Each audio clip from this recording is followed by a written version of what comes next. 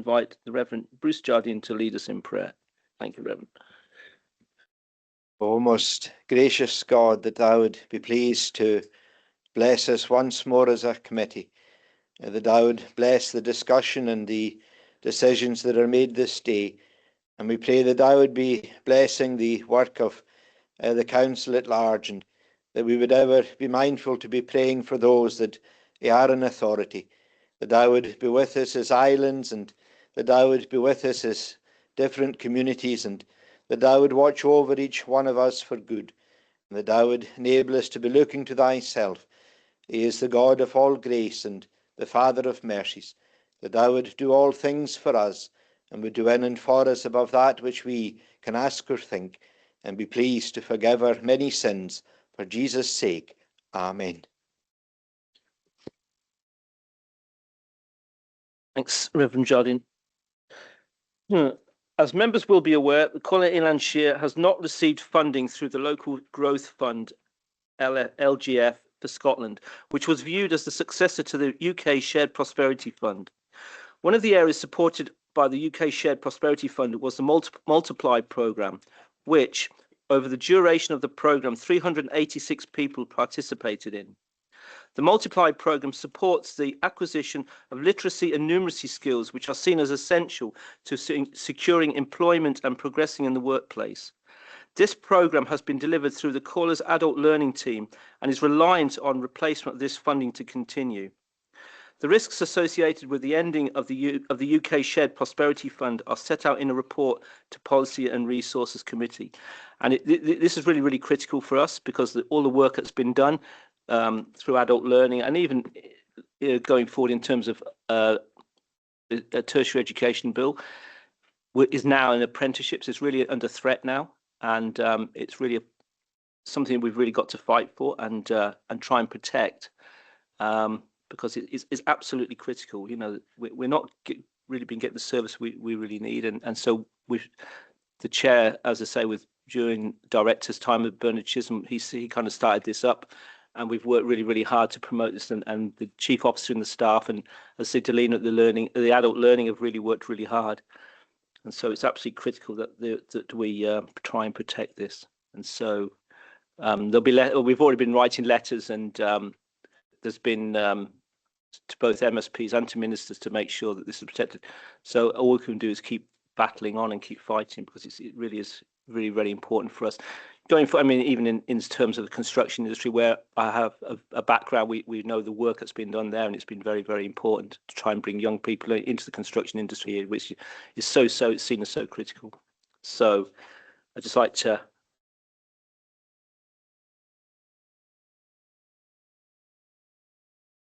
members before we move on to the formal agenda.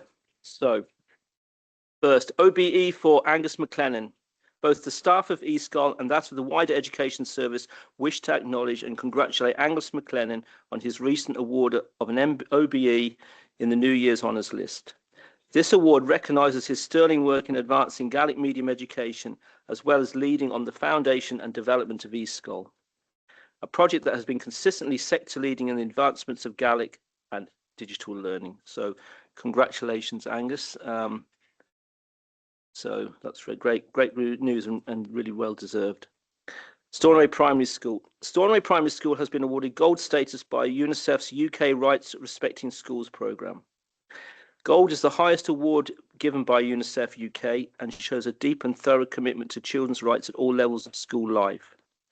Working towards the Rights Respecting School Awards over recent years has been a very positive impact on Stornoway Primary School and has been welcomed by pupils, parents and staff. The Nicholson Institute. On the last day of term, as part of their YPI project, a group of fifth-year pupils at the Nicholson organised a charity football match to raise funds and awareness of the work done by the Andrew MacLeod Memorial Fund and Cardiac Risk in the Young Cry. The pupils Sam McLennan, Daniel Murray and Conor MacDonald have been impacted by their research into sudden young cardiac death and the heart screening programme that has become a regular opportunity for young learners. And I can speak on behalf of that, my own son has used that program in the past, and it's been very, very helpful. It's very important. The match in resplendent fancy dress saw Guga FC and the Gold Diggers battle it out in an entertaining match which ranged over £1,000 for the Andrew MacLeod Memorial Fund. Castle Bay School, cultural achievement, Lewis and Harris Junior Piping Competition. Castle Bay Community School pupils excelled at the Lewis and Harris Junior Piping Competition, achieving multiple podium places across all age groups. Callum McNeil won first overall under-18s, and the pupils displayed outstanding musical talent and pride in Gaelic culture. International Learning and Climate Leadership, the Paris Climate Conference. Senior pupils joined Scottish and French peers in the COP climate simulation in Paris, negotiating global issues such as pollution and sea level rise. The experience strengthened leadership, languages, and global citizenship, and established long-term international sustainability partnerships.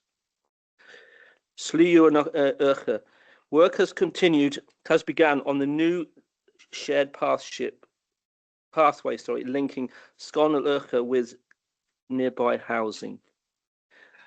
The school's Eco Committee has been awarded its 7th Eco Schools Green Flag, with Keep Beautiful Scotland praising their strong commitment to sustainability, community partnership with Urca Community Council. Right, so we'll move on to next items. So please know that items 12 and 13 will be taken in private at the end of the meeting. I'm ruling item 9 as urgent to allow this to be considered before the next meeting. A reminder now that the meeting is now being recorded and will be made available on the caller's website following this meeting. So we'll start with item 1, which is the minute of meeting of the 25th of November 2020. Sorry, Chair.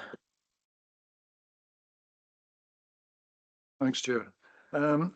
It's with regard to item number 12, which is one of the 2 items which is to be taken in private. I asked for this to be a permanent standing item. Yeah. Yeah, and thank you very much for that, and I'm grateful that it's now a permanent item until it's complete, of course. The only thing is, I would suggest that I'm not quite sure why all of this has to be taken in private, because and I appreciate that there can be, sort of items that may refer to individuals or companies or whatever. But from the general point of view, this has been dragging on for years and years and years, and even since we got agreement over this particular thing in the last few years. The public are completely unaware of what's going on. And can we at least come out with a general statement, because it seems to be in limbo, and of course we've got this particular problem at the present time.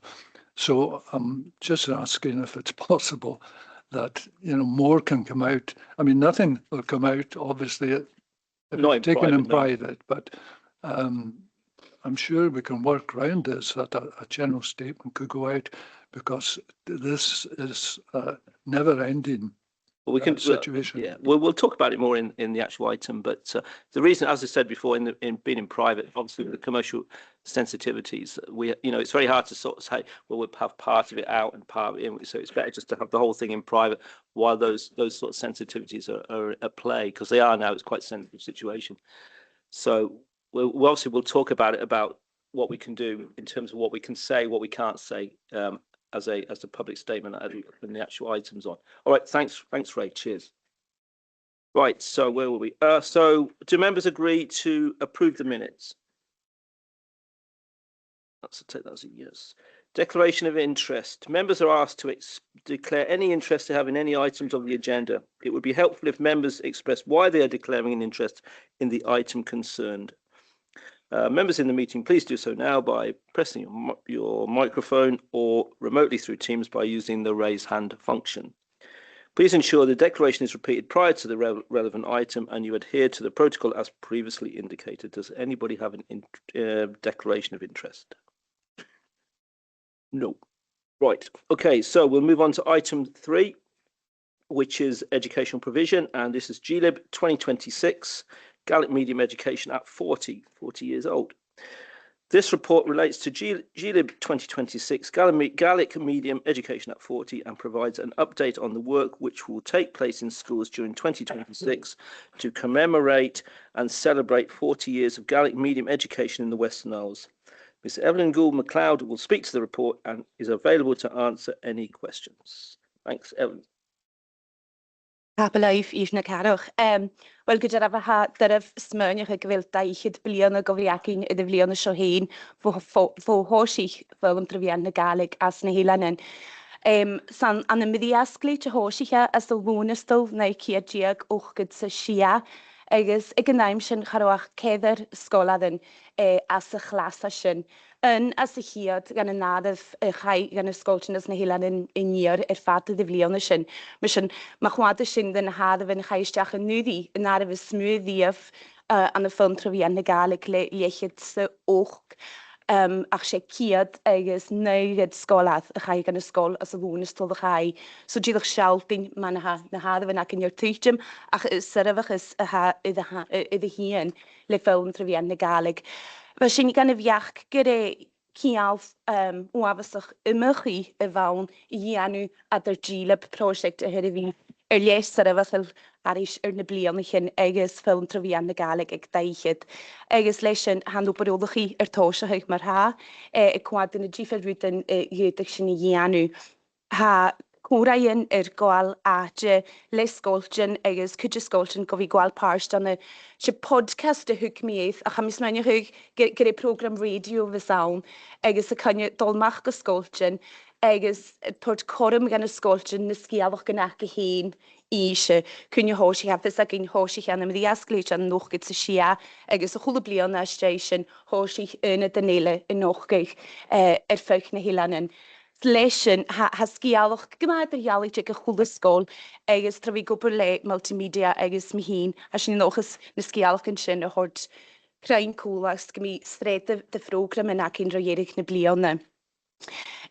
Ha cwrau yn les ar efo chael iddi ac yn lysyn tasgwan agus sy'n nochus byg an mynach y gain ysyn oberreis ych i ianw chan an y fan ffilm tryfian na galig ach de fawn Mr. Hoshi sy'n fa prosiect da chan yn as na hilan yn chai môr an stri ian le tor hi ffyrgynnu ac quadr y sych y hw ffilm nerd na chroa cedig y galig y frin agus sgolad yn y dylstach gyn ffacl biol agus Gmis y chai i ianw. So a mis mae gynnig fod yn gyma ein synach y mach fan y fod yn ylwaragus as yn hasglans fydd sy'n sy'n ysgol eich le sgolchen le sgolad yn sy'n sialfyn yn nerdys har goalate haris y mydwch blion. A sy'n nochus mae'r har GLIB bi ciol na leib cyw gyffasnir o'r anwr nio pys cwl yw'r ianw y hyd ysgol eich tro sgolchen.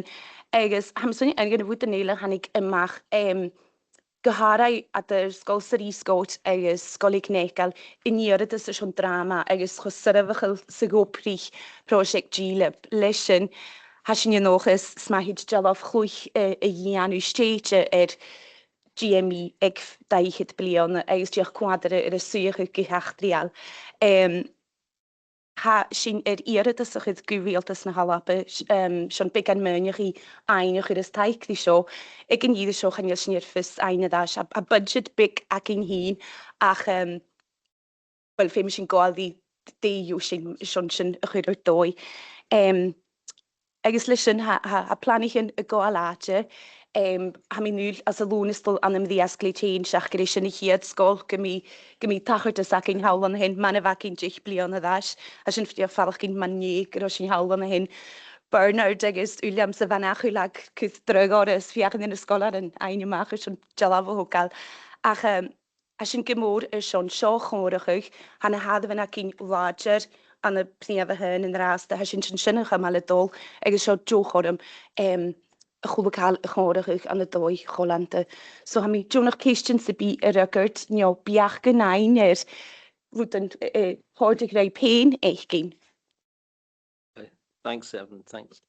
Does anybody have any questions? Councillor Angus Morrison. Thank you, Chair. I'm not a member of your committee, but I commend this report. It's great to have a good news story in front of us.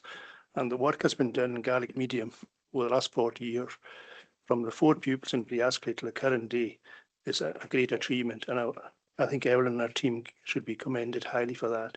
And the Gaelic medium, everyone involved, from the kids right through to all the schools involved. But I noticed Eilean made reference to radio in her presentation there. Could we not push this a bit further and go to a TV program if possible to try and we've got all the footage, and I'm sure we've got BBC Alapa there fronting. Would they fund a program maybe? I'd like to hear Eilean's view on that, because I think to see something on TV screens would probably promote it a bit better than hearing it on radio. Papelator sy'n eich eistyn, agos hasyn ydy fi y biach gyhyrstyn, hasyn i ffalach gyn gyda sgialwch a hand bochor eisiau, chan i efain yn ddli had gol atis yn eich hyd blion ag hasachyd ach ron a hyn. Slysyn ha mi noch ysgwrau yn ein le company yn television, ha i la ferus program, commission ein ysyn program, agos as na big an flion ich yn chanyeler y kwadi program yn iachtrial as y noi y fa, ach gyda'r af y kwad y sy'n ddysyn, ach mae sies na chi la comasach ein, tyfys da yn budget a hacin, a sy'n i kwad di fwdig yn i ianu, mae sies na cha sy'n program television y machas gyda sy'n fwdig yn i ianu, mae'r y gychwrle hyn y kwad di fwdig yn ach pwth y mis cym mi ar amser i ianu. Anybody else want to come? Oh, Leader, did you want to speak? Oh, sorry. Okay, Ranald. Yes, thank you, Chair, and I wish to thank and commend Mrs MacLeod for this report. As the local representative and a former pupil of Briascley School, I'm delighted to see that this great milestone in celebrating the 40th anniversary of the first Gaelic medium unit in our islands has been marked and celebrated. Briascley School to this day continues in being a benchmark for excellence in Gaelic medium education in these islands and beyond. It has a totemic significance in that it has led the way for all other Gaelic medium schools, and its importance going forward cannot be understated. I fully support the Comhairle's efforts in celebrating this milestone, and again, Evelyn, thank you for all your endeavours. Thanks, Ronald. That's really good. I'll just let you back in that. Pa'n gyda ein na fashion i quadro yn tasgo na hacin hun ag multimedia unit, diolch fo chi'n big an hiach gwn yn y ddash. Agos noch fideo le sgoladden an y sgol Briascley, agos ad gyma og agos yn cwrlich y ffrisial mysg na dyn fan och as y fideo. Sma hyd gynomi sy'n y ddash go committee fach oedd yn gynnyr. Okay, thanks. Are there any other questions? Okay, Councillor McLean. Thanks, Chair. Yes, I endorse exactly what the two colleagues have said about the promotion and certainly the success story of Gaelic medium. In 2-1, you maintained that this year there's 58% of P1 pupils have entered. That is the highest it's been. It's an upward trend, obviously, but there are currently 759 pupils in GME 40, nearly 50% of the population. And that approximates to roughly 100 per year, if we're talking about a 7, possibly over. First of all, I'd like to find out what is the breakdown of, maybe it's somewhere, of those entering the Nicholson Institute from the Northern Isles, if we've got that number. And the second thing is this leads to something after primary 7. And would you agree that there seems to be a blockage here in Gaelic medium education? I know that through knowing what's going on, but there seems to be something that's missing in the projections through school. Would you agree that that it's a success story in the Brunschool, but it seems to be that there is something missing after primary 7. Would you agree? Wel, who data hacking had tor ac yn who bwnsgol agos sialtyn sin. A mi'n yw'r gyfel barach ober di hianw ach gwad y ddast ysio lwnestal yn nyddi. Sin yn clas ystmwyd ddiaf an yn Addison y fawn. Le 3 clas di hyn Addison yr eich hiad fliona. Agos hasin bi sin an ymlion y sio y ddiast agos na harfyn. A mi'n yw'r gyngheil mi go ar studi hys o'n barach i gram i ein sin. Brin mae yn drama, agos na fod yn y rhain sy'n as na sgoltion y hylig ar yn curriculum agos o fwch a hanna hyn. Von tu ac yn sy'n gwad di cwltar ha mi eisiau sy'n y fros nach y gymor agos barach i hianw gan y hyn a ha mi nŵl gyfel pylig ober i hianw sy'n na sgolad yn ei leich agos hwnig sy'n an nais gan nasynta as na big an waich yn y galaf gyfel ober ffeich na dwych ydi hianw gys liadach i hianw yr curriculum agos na sgolad yn ei leich gys cheistyn barach cheistyn yn einig ira art school ach ha mi jwrach sioch yn ôl gor studiche. More than thanks. I'm again the issue to share the gra. We should tell us on the Harvin or check it. The can't see Scotland being Scotland the Suez Scotland Conard Scotland Caharajik Scotland Fickneck as she should Giori. Hashin if he can go the Harvin the Camel Suez as the Travely on him as an art school. Ach sa Conagan is viakin as in humor so ha Galshin the tuch me falla at Sat the Suez Tron art school. Agashin Kuch gan haver en over de smu ganning as je skruut agus generatie gerast het art school is on Gaelic have ransom dollar hast was je sulig gemagash ek in chin gaan committee show new lifis van ransom has je genu het art school is on Gaelic a gaat loch skruuti giori barok akkel in jenu is on nice geshin hot hele se gioch nog is in keidig gele Doch had ik er goede kale jeme zat, dus on sin chríoch nach specin sulige kan ik nais kan nase kan een committee show as a varst ach ha mi tolich na harven sin hort sechet maar mi graag je fiken na harven een frug huis as na travely on in as an art school show niet show hier na darne blione gro da heich een brein art school ik nekele on film ter wie na Gaelic ach kan je sin fiken na harven sin jonting or as an canon Gaelic heen, Jona Cusperin on a film to Vienna Gaelic, so as go either for a fire chistiness and dot 3 go jiachin, I guess shouldn't dashin femichin liatoch gemor, I guess shouldn't rushing general so scholarly. Thanks, Chair. It's just I agree with what the director said. It's a nice political answer, Evelyn, that you gave me. You're learning. I see that the continuation, let's be quite honest, of Gaelic medium education depends upon a secondary Gaelic school. And let's be honest, it stops at primary 7. I know we can say that your Addison House is now into 2, but it's still English medium when it goes into secondary. So that's what all I'm saying is there. It gives more, how can I say, ammunition. Yeah. To the Gaelic school. Councillor McInnes.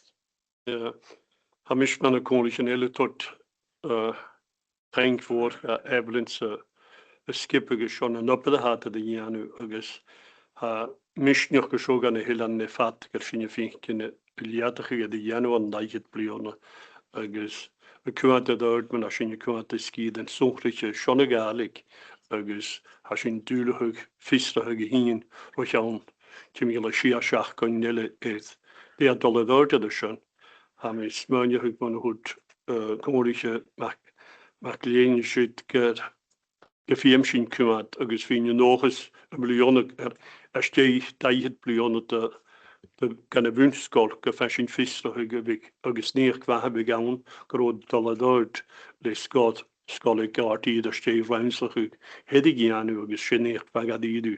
We gaan 4 schönigach de daget blione as wunskol.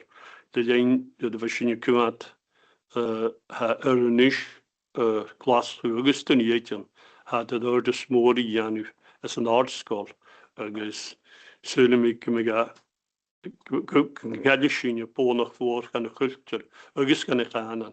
Men ik heb mogelijk nôl o ian y genw yn yr as le molwch gwni trin dod le ardsgol ysdeilan yn i'r agos fydd sy'n glef a neich sy'n cdiwch na chwch nybyd fa hacol y genw tasyn y daith blion.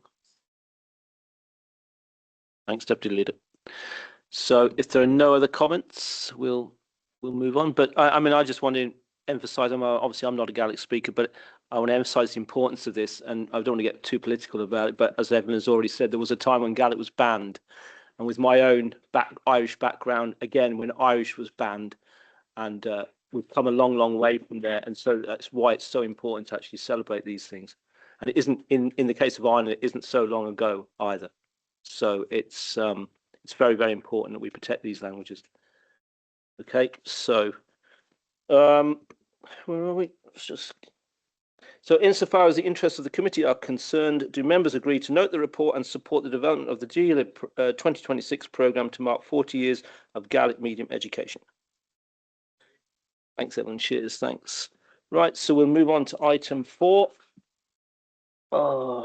HM Inspectors of Education further inspection report at the Nicholson Institute. The report at item 4 details the outcome of the further inspection visit of the Nicholson Institute by His Majesty's Inspector from Education Scotland, published in December 2025. Is David around, is he? No.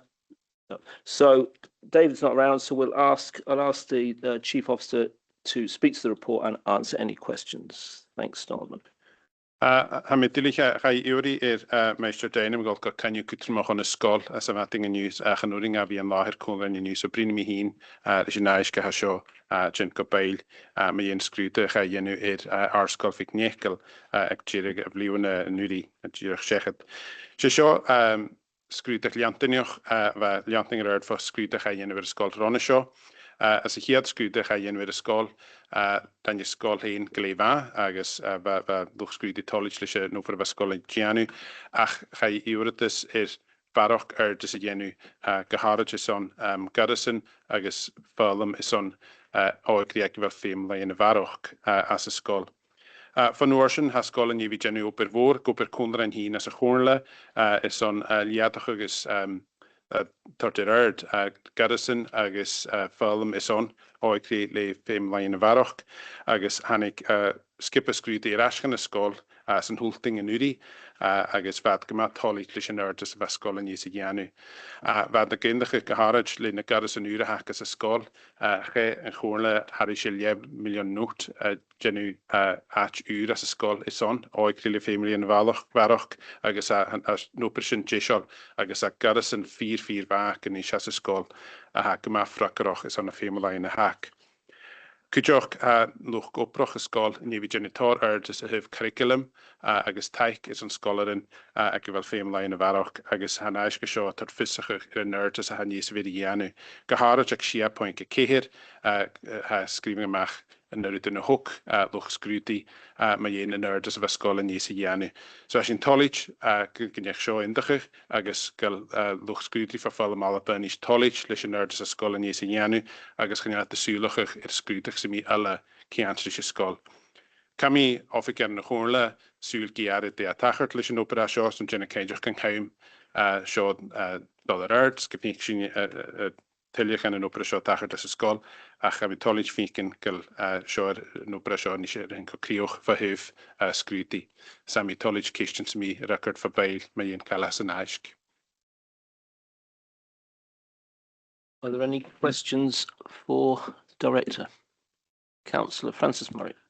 Thanks very much, Chair. Not so much a question, just to say I'm very pleased to read that the HMI have given this positive report, and to say that I've had a quick look at the new department area, the new refurbished area, which was the office suite in the school from when it opened, and is now a very splendid place for the pupils with severe and complex needs. So obviously with a timeline, they visited in June, and that work hadn't been done. So even since then, there's been further enhancement of what's available there in the school. So congratulations to all involved in the positive report. Okay, thanks, Francis. Anybody else want to comment at all? Okay, sorry. Thanks, Chair. I would like to endorse exactly what Councillor Murray has said as well, and I congratulate the leadership, the head teacher and her senior staff, looking at 6-4, as the director says here today. It's a very good, excellent report, actually. And I was wondering, I hadn't, my question was going to be over the enhanced provision, but I say that Councillor Murray it's a refurbished area. I haven't been to see it, but I know that it was in process of planning. I take it that refurbished area, is it complete? Oh, it's complete now. I'm seeing the nods that it is complete, and that would certainly be an excellent provision. The question I have is, what about those that have been taken out of that area, like the offices? Has provision been made within the schools for that as well? But an excellent report. Thanks. Fi'n tolig, bols mi ha gyori fichin na garas yn yw'r ag arsgol fi'n nechl fi'n tolig yn hort yn awl agos na garas yn yw'r ag altin dwi. Han oper as yn parsyn hyn gan ysgol yn istisol, sa han ysgol yn gachlechgych, se pars gan ysgol far office yn chwydys mwy gan y garas yn se office yn fawn. Ha oper yn eisiau tachart Togal Achinellas Escolas and Offician and Arna Parskin is in Jishol, how official a Kianart is official Galoco Prochescol. I guess a trio Parskin no bit Jenny Buckenavaroch Ahroch Rumen who has stayed as a skull is on Tillig official in the Yenus Bishin the Hioch I'm Steinrich. Ach, it's good to me if I said Jenny in the Garrison Ur is on Hogriacro family in the Varoch. Gaharaj family in more of a famous Garrison Sonricha. Agus hasin in istisol ha marachanagad state of the art in ish ha chula kalach yemegat ha garrison live agus chula kalala vari enifo benya haul official hasin in istisol on nachinala skol sa anopa chujus mugan and option in istisol smarm gravin college bowls mi agiori in an all English garrison ur get sin chude steergeges Nortenal college in the Yanu. Thanks, Tom. Thanks.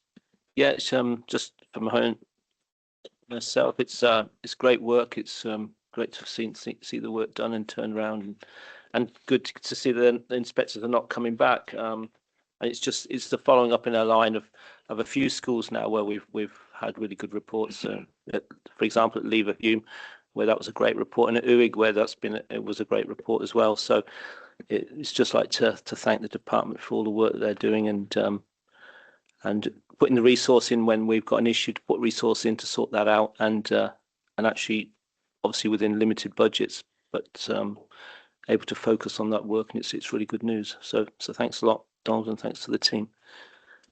So if there are no other questions, do members agree to note the findings of the inspection report and recognise the work undertaken by the Nicholson Institute since January 2024 to address the improvements required of the school? Thank you. Right, we'll move on to item 5, which is the National Improvement Framework Annual Report, Plan and Stretch Aims. This report is in relation to the National Improvement Framework Annual Report, Plan and Stretch Aims, and provides the information to the caller about the annual statutory report and plan for the National Improvement Framework and associated Scottish Attainment Challenge Stretch Aims report. Ms Anne Graham will speak to the report and answer any questions. Thanks, Anne. As you will have read within the report, the Comhairle is required to report on the impact of plans to use education to improve outcomes for children and young people impacted by poverty, and that focus on reducing or narrowing the poverty-related attainment gap. Both reports are included within the appendix, comprehensive reports. The National Improvement Framework contains the self-evaluation from 2024 to 2025, and then the plan for this session 2025 to 26. And you'll see within that report a number of the actions from last session continuing to develop and embed those priorities and address them across our schools. A power of work has taken place, and within the self-evaluation you'll see the progress that we have made within our schools in terms of improving outcomes for our young people. The second report, which is the Stretch Aims report, provides information over the last academic year in respect of the Stretch Aims, and it also sets further data-informed targets for 2025 and into from 2025 into 2026 as required by the SAC framework. Our National Improvement Framework Plan takes account of a number of strategic planning frameworks within the Comhairle that influence education improvement. That includes, of course, our Gaelic plan as well, and our Comhairle corporate strategy. So in terms of the National SAC framework, you'll see within the report the information around quintiles 1 and 5. The framework, the national framework, expects comparisons between quintile 1 and 5 within the Scottish Index of Multiple Deprivation as that measure for the poverty gap. That's not possible for us across Comhairle and Eilean Shire, as we don't have any pupils within those quintiles. So we use free school meals as that measurement. So all the Stretch Aims within the report use free school meals to measure that attainment gap.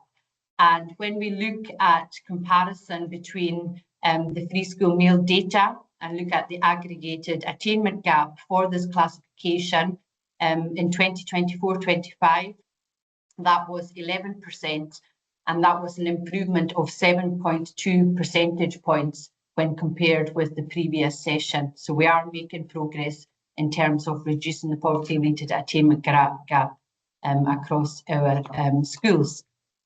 In terms of the Stretch Aims report, again, we have the 5 core Stretch Aims that are common across all 32 local authorities, and then we've got our own Core Plus Stretch Aims as well. So working alongside schools, continuing to track and monitor very, very closely progress in terms of improving outcomes for our learners. The actions and targets set out within the reports are used throughout our schools. I've met with individual schools and our head teachers as well, taking them through what the priorities are, how we're tracking and monitoring them. So again, planning, tracking, improvement in reducing that poverty-related attainment gap, and the most important thing, that in-year monitoring of progress being a key part in terms of ensuring that ongoing understanding of progress and making sure that we have that early support and intervention as required. And again, reporting on the impact of the plans. We'll continue to do that throughout the session and provide our annual reports, which will be published in September of this year, and again shared with the Comhairle. So happy to take any questions in terms of both these reports. Thanks, Anne. Cheers. Thanks. So, is there any questions for Anne? Councillor Angus McCormack. Thank you, Chair. Thank you, Anne, very much for your report, and I'm pleased to hear that there have been some moves in terms of reduction in poverty. I'd like to refer to paragraph 5.5, where you talk about SIMD and free school meals. And I know that we've never really in our TEBs been able to use SIMD. We've always had to use a different measure. And I think what you're suggesting is that you're beginning to get much more accurate information with regard to free school meals. I recall the history of that coming to the Poverty Action Group was that we felt that we were missing people, that people were not necessarily coming forward to ask for free school meals once they were automatically receiving them. So I wondered, do you have a strategy for overcoming that issue and making life? There's a strategy in place. Ian Gordon-Smith is part of that strategy. We've got regular communication that goes out to our families in terms of entitlements, encouraging the uptake of free school meals, irrespective of that universal entitlement. We reinforce as part of that communication other support that's provided if they apply for the preschool meals, for example, the holiday payments, the option of the clothing grant as well. So there's regular communication that goes out centrally to our families. In addition to that, our schools throughout the year as well provide detailed information supporting families in terms of the completion of free school meal applications. We do that as well as part of our Pupil Equity Fund attainment team. They're regularly in touch with families to encourage them to apply for the free school meal registrations. And we have seen an improvement in terms of the number of families applying for the free school meals. It is a challenge across a number of islands. For example, the Comhairle here and Orkney and Shetland, we've identified that we can't use the SIMD, so we are relying very heavily on that free school meal registration. And we are working in partnership with Orkney and Shetland at the moment to create a bespoke island poverty index, which will support us further in terms of measuring what the poverty-related attainment gap is. But Councillor McCormick, in answer to your question, yes, we have got a strategic approach in terms of encouraging and increasing the free school meal registrations across the Comhairle. Thank you very much, Anna. But this is maybe not the right place to do it, but I know you're going to join the poverty group.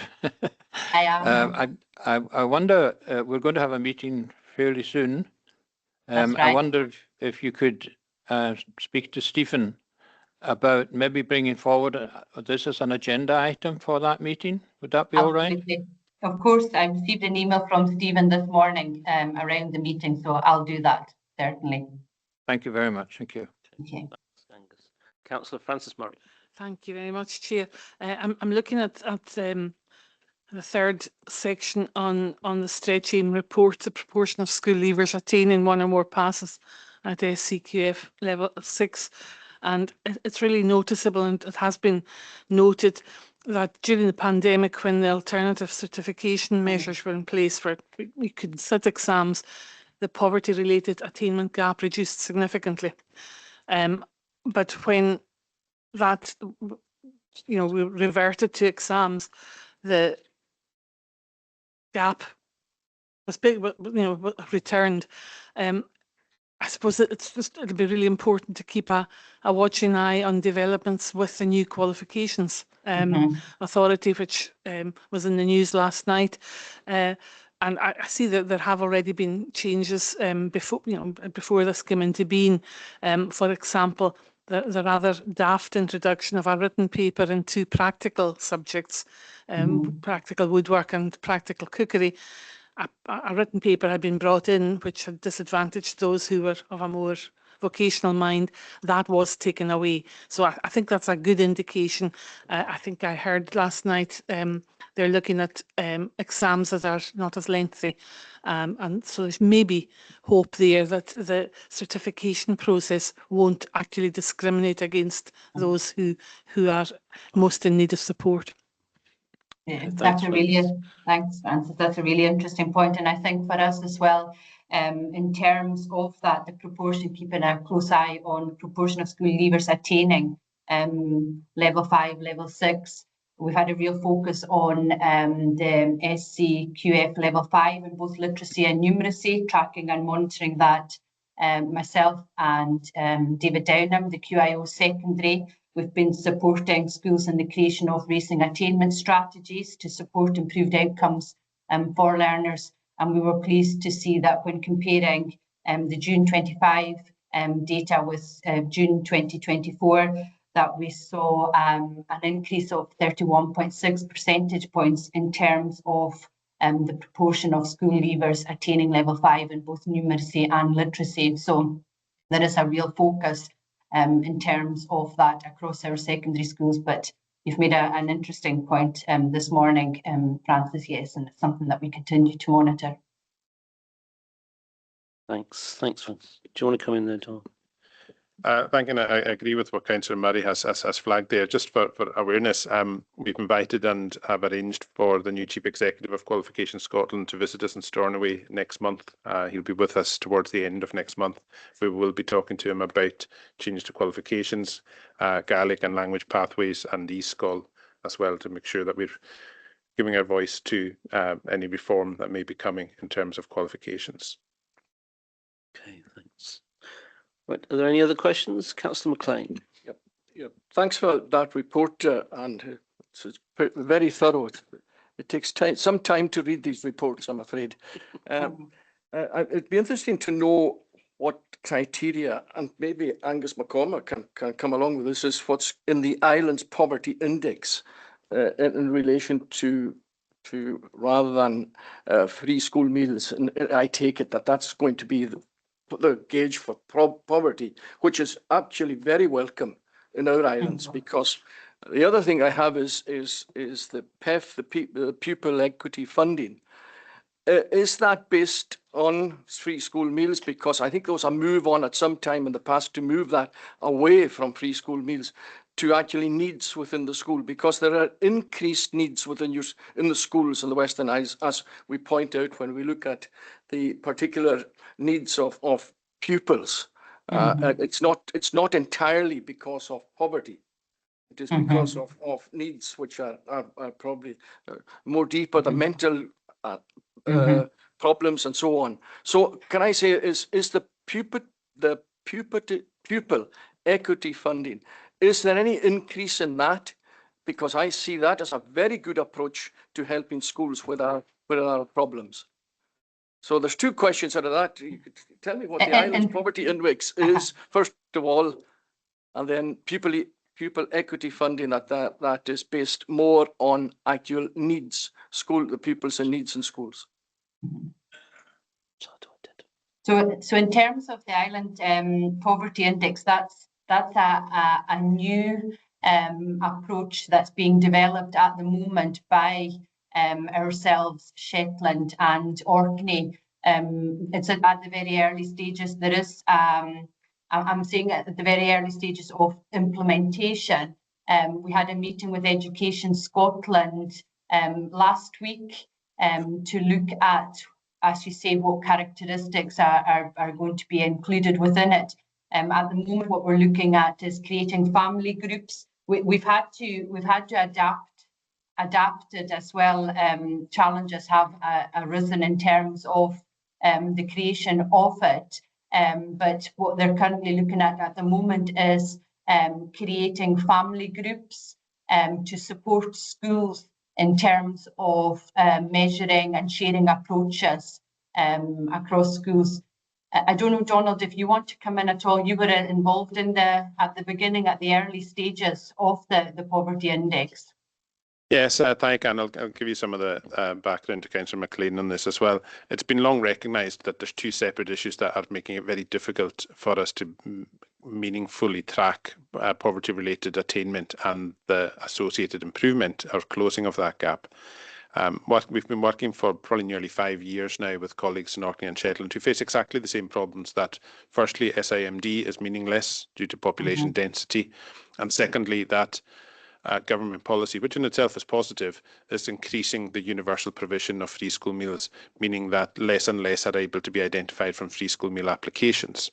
The principles that we tried to work with Education Scotland and the Scottish Government, with the three authorities, was to try and secure data sets from inside SIMD that were pre-analysed, so that before they were put into the SIMD data sets, so that we were getting raw information about the areas in our own three authority island communities, and trying to use that raw data and information to create a new index that was linked specifically to our school catchments.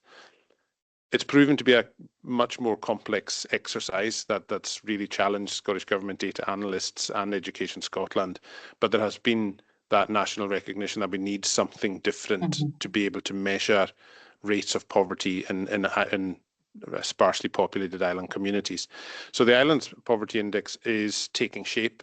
I've yet to see the last iteration of it, but it's allowing us to have data sets, compatible data sets across the 3 island authorities that will group schools into families and groups into family sets that will allow us to track equivalent poverty rates across the 3 communities. It's got work still to do, but it's an exercise to try and get to a more meaningful indicator of true poverty gap. It's not at a stage where we would be able to share it yet, but when we are able to share it, we would be happy to take a report to the committee to demonstrate how the Eilean's Index would be able to work. So that answers the question. I think that would be really beneficial, Donald, to do that. Yes, and it's also an opportunity for schools to look outwards, to create connections and share and learn from each other as well. And I think that's very much what our schools are looking forward to. But as you said, it's not at the final stages yet, and we need to consult with head teachers and share what the plan is to make sure that we have and are doing exactly what the schools are needing and requiring as well. And in terms of Councillor McLean's second question, the Poverty Pupil Equity Fund is set by approximate data of free school meals and the Scotland Healthy Living Survey.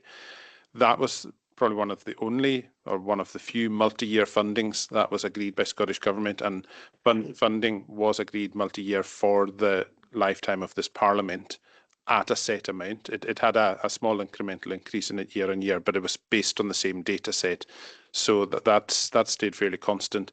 It does have to include pupils in receipt of free school meals as the government's measure of entitlement. We have to include that cohort of pupils. But schools do have some degree of discretion about widening that, but there has to still be, and we are required to report on, a need for that resource to be used where there's a poverty-related attainment gap. So they can't use it for wider general meeting of needs in schools. It can only be used for where the school has evidence that there is a poverty-related attainment gap at play. So whether they're in receipt of free school meals or not, that's a factor. But they can bring in other pupils or support for other pupils where there's other evidence of a poverty gap. We have information that an additional year of funding has been given to bridge the election year into the new Parliament, and then there'll be a decision for the new government to decide what it wishes to do about the whole Scottish Attainment Challenge Fund. But at the moment, it's continuing based on the historic data that originally set the rate of Pupil Equity Fund probably now 3-4 years ago. So it's definitely going to be in need of review. I have to say, in the second iteration of that distribution, we did considerably better out of it. The government dismantled what was the Central Belt Challenge authorities that were getting huge amounts of the funding through the Scottish Attainment Challenge, and a fairer distribution model was put in place that benefited small local authorities like ourselves. But schools are bound by the requirements of the funding, which is for poverty-related attainment gaps, so they can only use it for that purpose.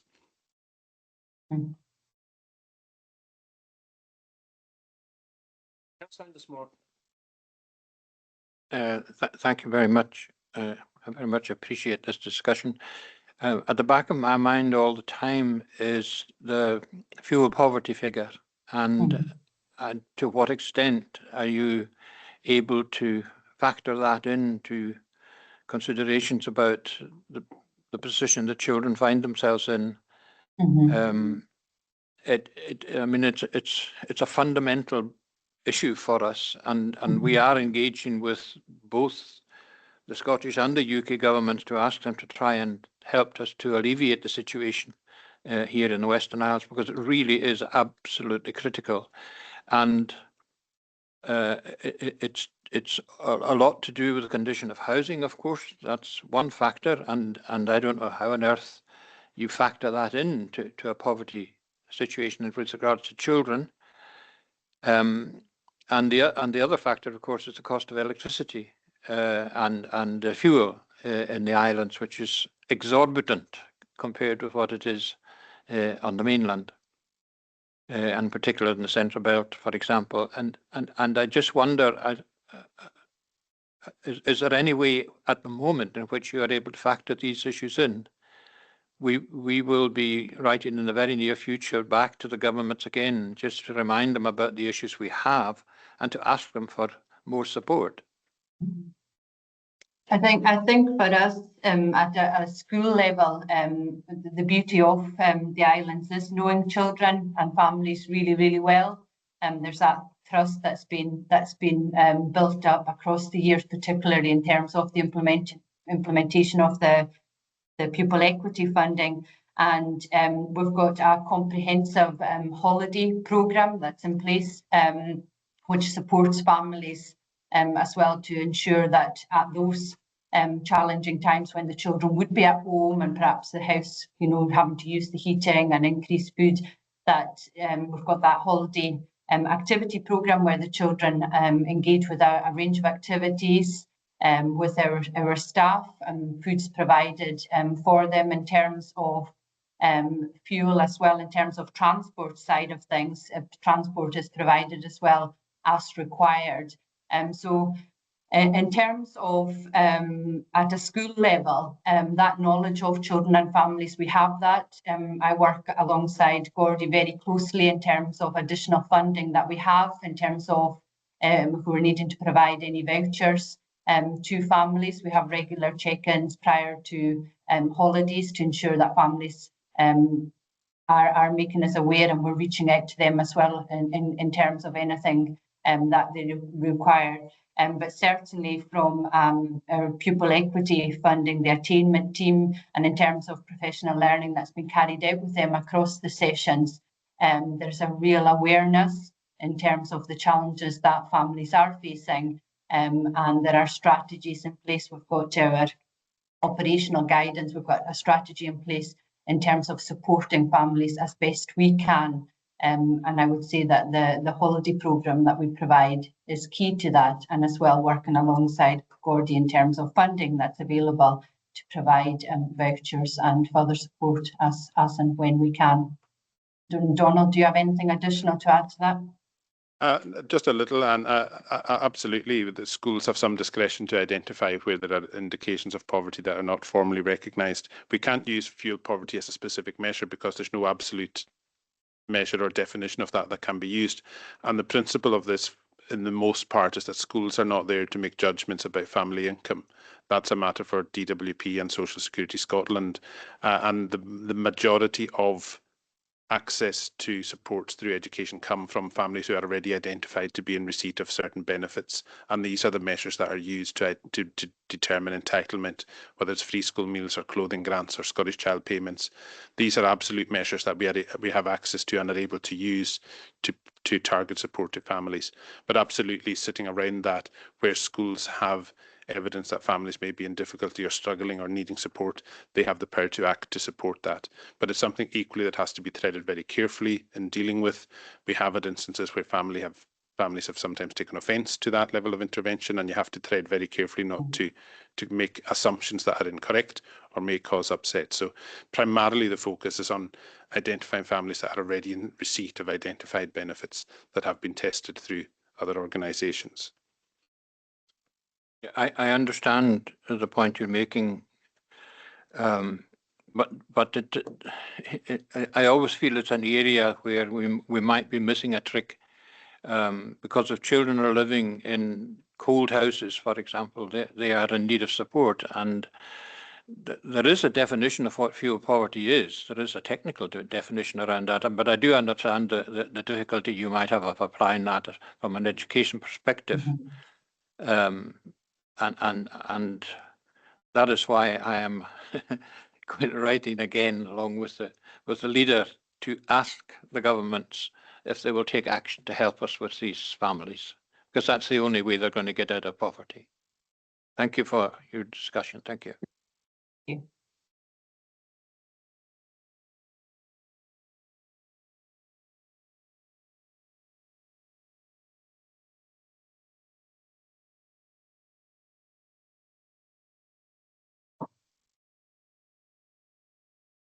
Do members agree to approve the recommendation at 3.1?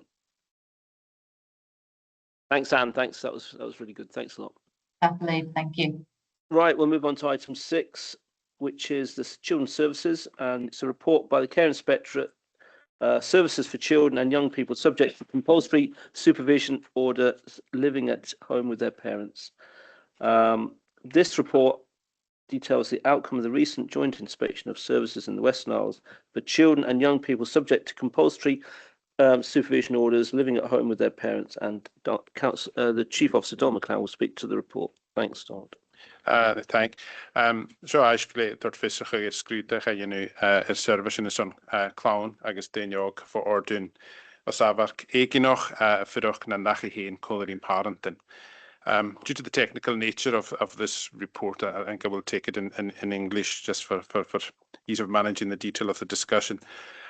This was a major inspection exercise that took place in the latter part of 2025. It's a new inspection focus that has been established by the Joint Inspectorates in Scotland and the Western Isles Area Partnership under the Outer Hebrides Community Planning Partnership was the first area in Scotland to have this inspection focus. And as such, there was a great deal of focus on our inspection specifically and a development of the inspection process as we ran through that as the first partnership area to have that. So it is important to note here that this inspection is undertaken under the banner of the Community Planning Partnership and it's taken here to this committee in terms of its interests due to, as pointed out in paragraph 5.2, two of the services that this committee oversees were part of that partnership and obviously the wider responsibility for services for children, although it's to be noted that the findings primarily sit under the responsibility of the Community Planning Partnership. As noted, this was a major inspection exercise. The commitment involved 4 months of engagement from August 2025 through to January 2026. It involved the full-time secondment of a senior officer. Ms Graham, who just spoke on the NIF report, was assigned full-time, seconded to the inspection, and it was a full-time exercise on her part to facilitate, manage and oversee the inspection from us. It also required roughly half-time allocation of an experienced admin to support the inspection process. So the ask of the partnership, led by the Comhairle in this case and facilitated by the Comhairle on behalf of the partnership, was a major piece of work. The inspection involved a lot of online activity and content, but also included 2 major on-island engagement sessions.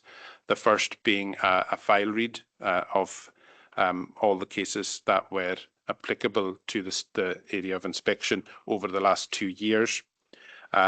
Then that led a short time after that to a second major exercise on island, which was engagement week that involved with a team of inspectors meeting with workers, families, young people, officers, elected members, and a whole series of meetings taking place throughout the islands with the inspectors in situ.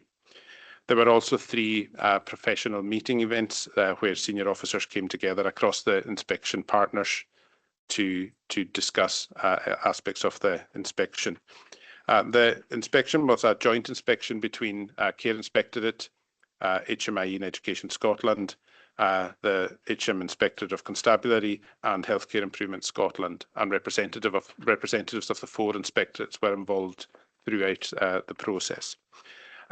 It was a challenging inspection, as we said, in terms of commitment, but there was a good coming together of partnership across our services to support that. The structure of the inspection itself was that it followed 3 key lines of inquiry, which are set out in paragraph 6.3 of the report, known as CLOEs in their abbreviation, a new abbreviation for us. But the key lines of inquiry then were organised and evaluated using 4 quality indicators from the Care Inspectorate framework. So the key lines of inquiry form the structure of the feedback, the narrative feedback in the report, but the evaluations are from the quality indicators. The report sets out key messages in terms of the strengths of the service. There was a lot of good work happening, particularly in the front line, and the quality of workers across the partnership services are working very hard and above and beyond to make sure that the needs of children are met and they were being kept safe and well, and that families were being very well supported. At 6.5, it sets out the the evaluations against the Care Inspectorate framework, where the partnership received 2 evaluations of good and 2 evaluations of adequate. The evaluation of adequate at 5.3 was ultimately a quality measure.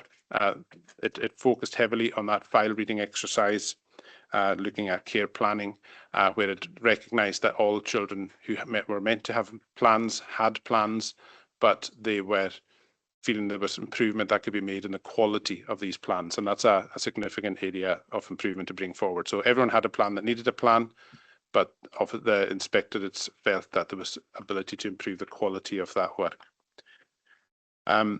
Again, at 5.4, there's good recognition of involvement of children and young people in the work, and they spent a great deal of time with children, young people and their families during this inspection, and it was reassuring that this process has given a really good account of the work through the feedback of children and families themselves.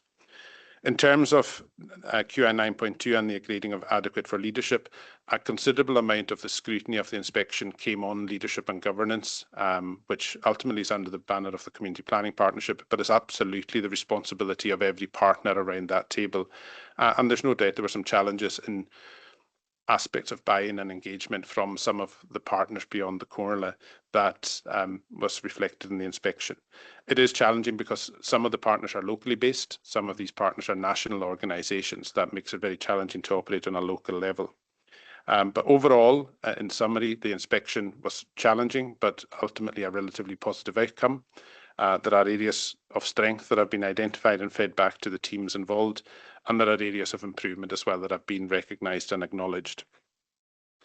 We continue to engage with the Care Inspectorate as the managing inspection agency, and have a meeting set up with them actually later this month, where we will begin in collaboration with them, setting out an improvement action plan for the areas of improvement that they are seeking, and that work will continue, and we will continue to share that with this committee insofar as its own interests are concerned. So that's it's provided here as a summary, as noted in the recommendation at 3.1, in terms of the committee noting its interests in the report, and happy to take any questions from members on that. Thanks, Don. Does anybody have any questions? Okay, Leader. Thank you very much, Chair. I don't think I've got a question, actually. I think it's more commentary about the process and what went on. First of all, thanks to the Comhairle officers that were involved, Anne and Joanne and Donald and everyone who's involved. I think it was excellent. Obviously, as chair of the CPP, we were involved in some of the meetings, and staff and yourselves, there was a lot of member involvement as well. I actually found it really positive in terms of the engagement. It actually felt partnership working with the Care Inspectorate, the way they were taking it forward, and we were looking to try and improve things together. I know this was a new experience for them, being the first inspection, so they're kind of trying to find their way, but I felt it was excellent. Like I say, it wasn't a case of finger pointing, it was a case of what can we do to improve, what are the areas of concern.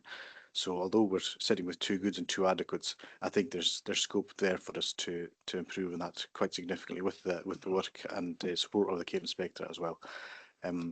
Like I say, our own officers, and Donald can touch on it, there's different aspects of buy-in across the sector. So as chair of the CPP, it is difficult when not all partners are able to commit as fully as we are as the Comhairle, for various reasons, be that they're national agencies or their workforce at a local level. So I think that's something that we need to reflect on in the CPP as a whole.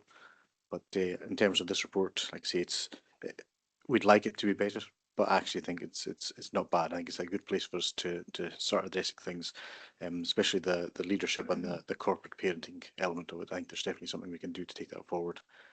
So yeah, just thanks again to all the officers that supported this. Thanks, Steve.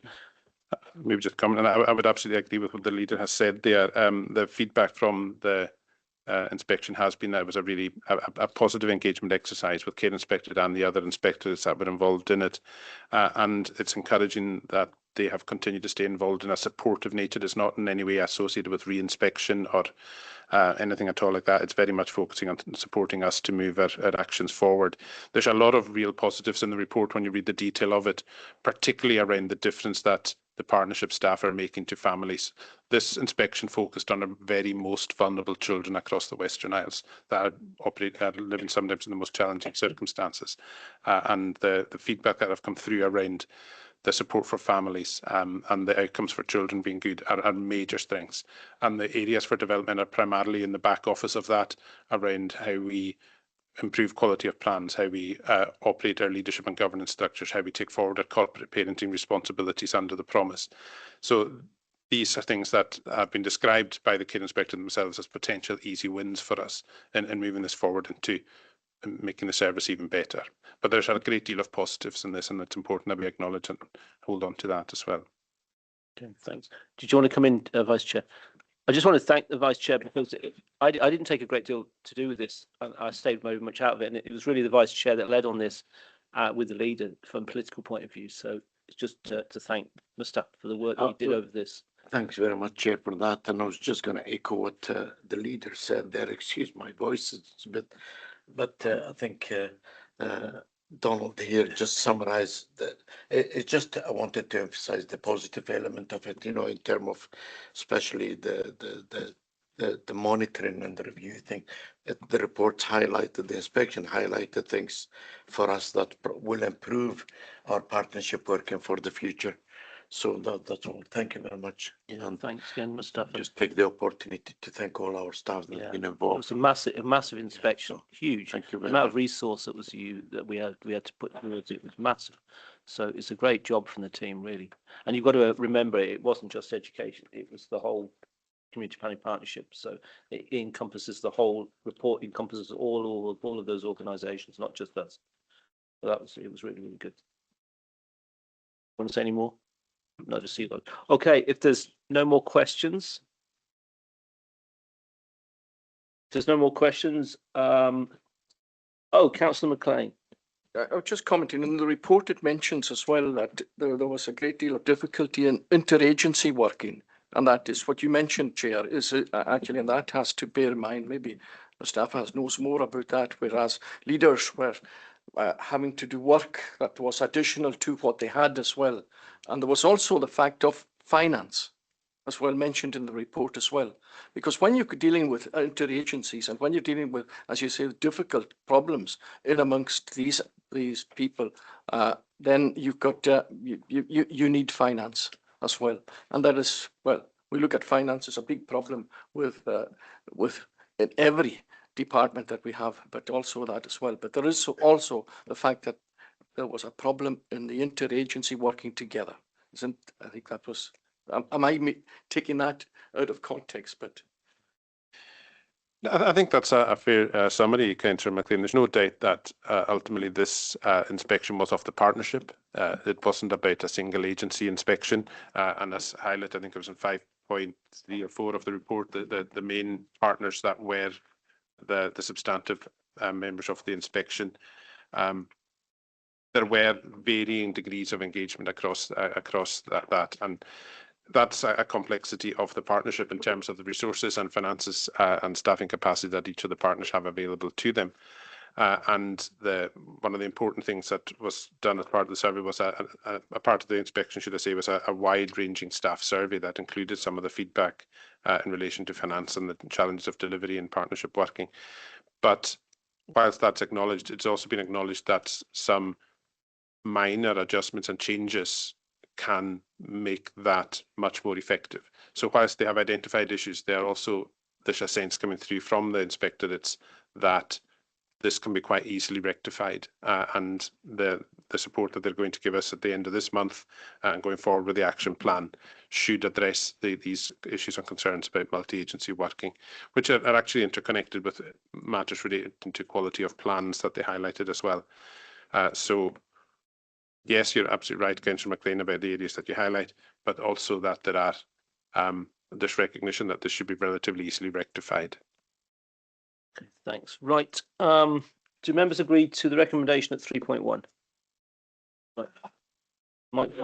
Right, so we'll move on to item 7, which is the Bairnshoes update.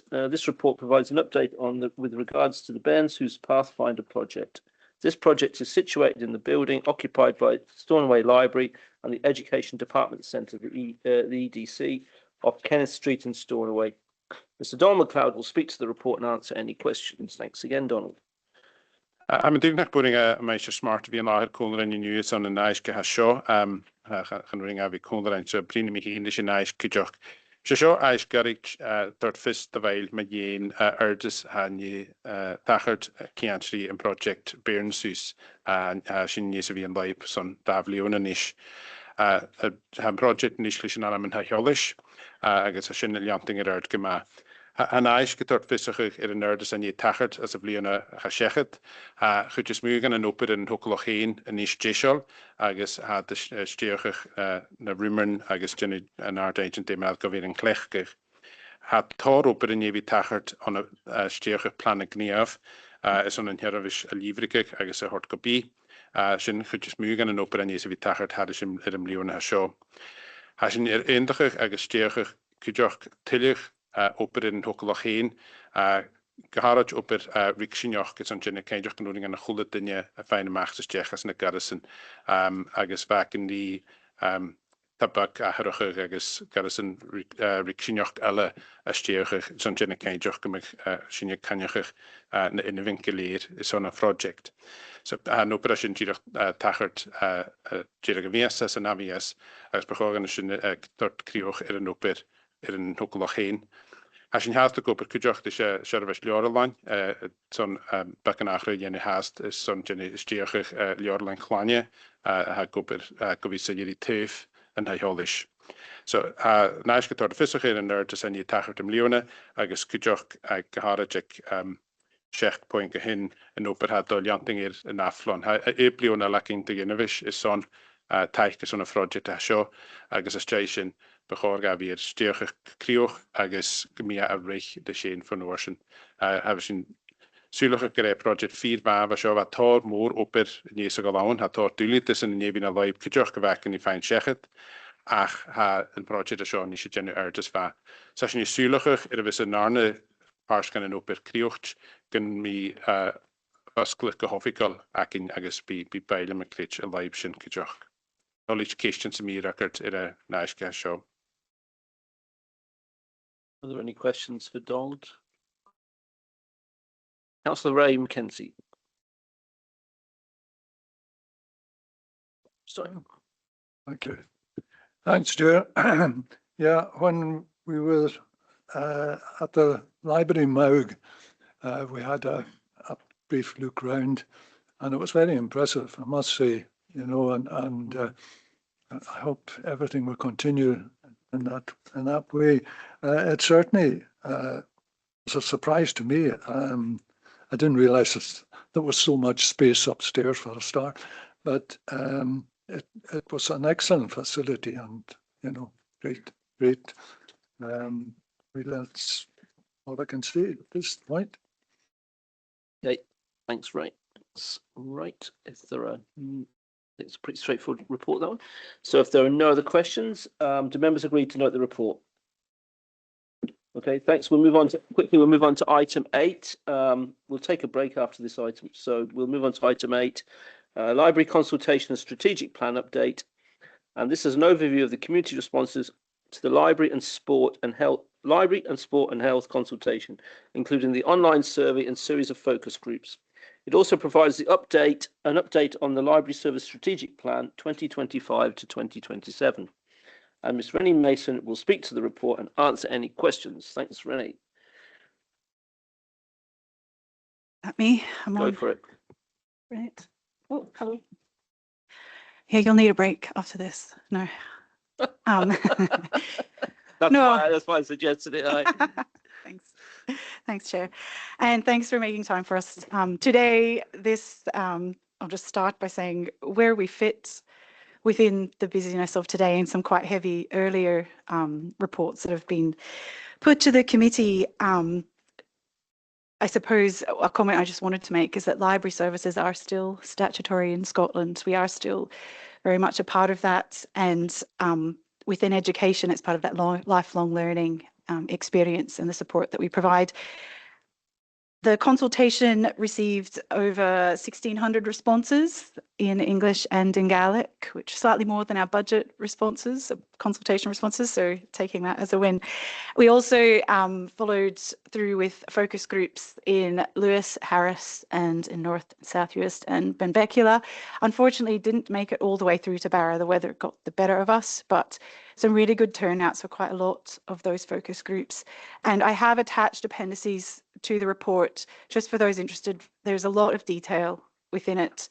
In fact, the survey itself, it's been consuming, I suppose, my life and a few others' lives for the last 6 or 7 months, to the detriment a little bit of the service and my day job, which is catching up with me. But I felt that this was really important at this time for the Western Isles Library Service, because we're probably, as we come up to that budget setting time, we're probably at that point now where we are, as the MALG will know, but for the other members, where any future budget savings will be looking at the closure of one of our libraries. We kind of reached that stage. So for me, it was really important to hear from the community and what they were looking for in their library service and what they valued and where it sat. And I think that's overwhelming. So I've tried to condense that into, I think it's the first appendix that I have there. There's a couple of highlights that I'll just point out before opening up for any questions. Just the comments and the feedback regarding the mobile library. I know that that has been a discussion in the past, maybe about 10 years ago when the new vans were brought in. And it is quite a different service. We have mobile libraries in Australia, but the way it runs here is quite unique, and it really does serve a really vital purpose. And we see a lot of our other mobile services with banking and other things being cut. So that's something that I just want to stress to members. It's something to think about for the future and the sustainability of that and where we go. And as a service manager, we're more than open to conversations around that, which the member officer working group, we've had some of those about where we go with our mobile libraries. But the feedback from the community, and that was really strong. The other thing that I'm bringing today as well is requesting that members approve our vision and our strategic priorities for the service. So we took on the community feedback for that, and I have summarised that in there. Overwhelmingly supportive of our vision and mission, and also of our 4 strategic aims at the moment, which are around the role that we play for Gaelic. So there's in Evelyn's report this morning mentioning GME. We have events across all the libraries this weekend to encourage families to choose GME and to support those that have chosen Gaelic medium education.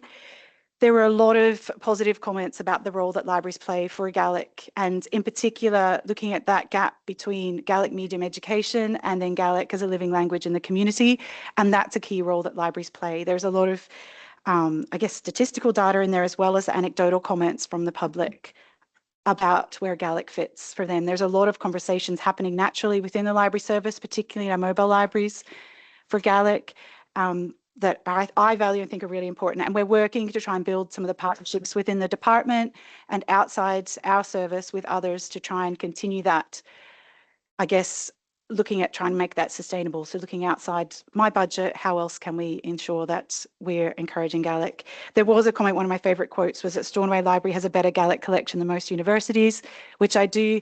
I hear that anecdotally as well, just from borrowers coming in, that it's one, if not the best Gaelic lending library in the world. Everywhere else you have to have a membership card and go behind closed doors.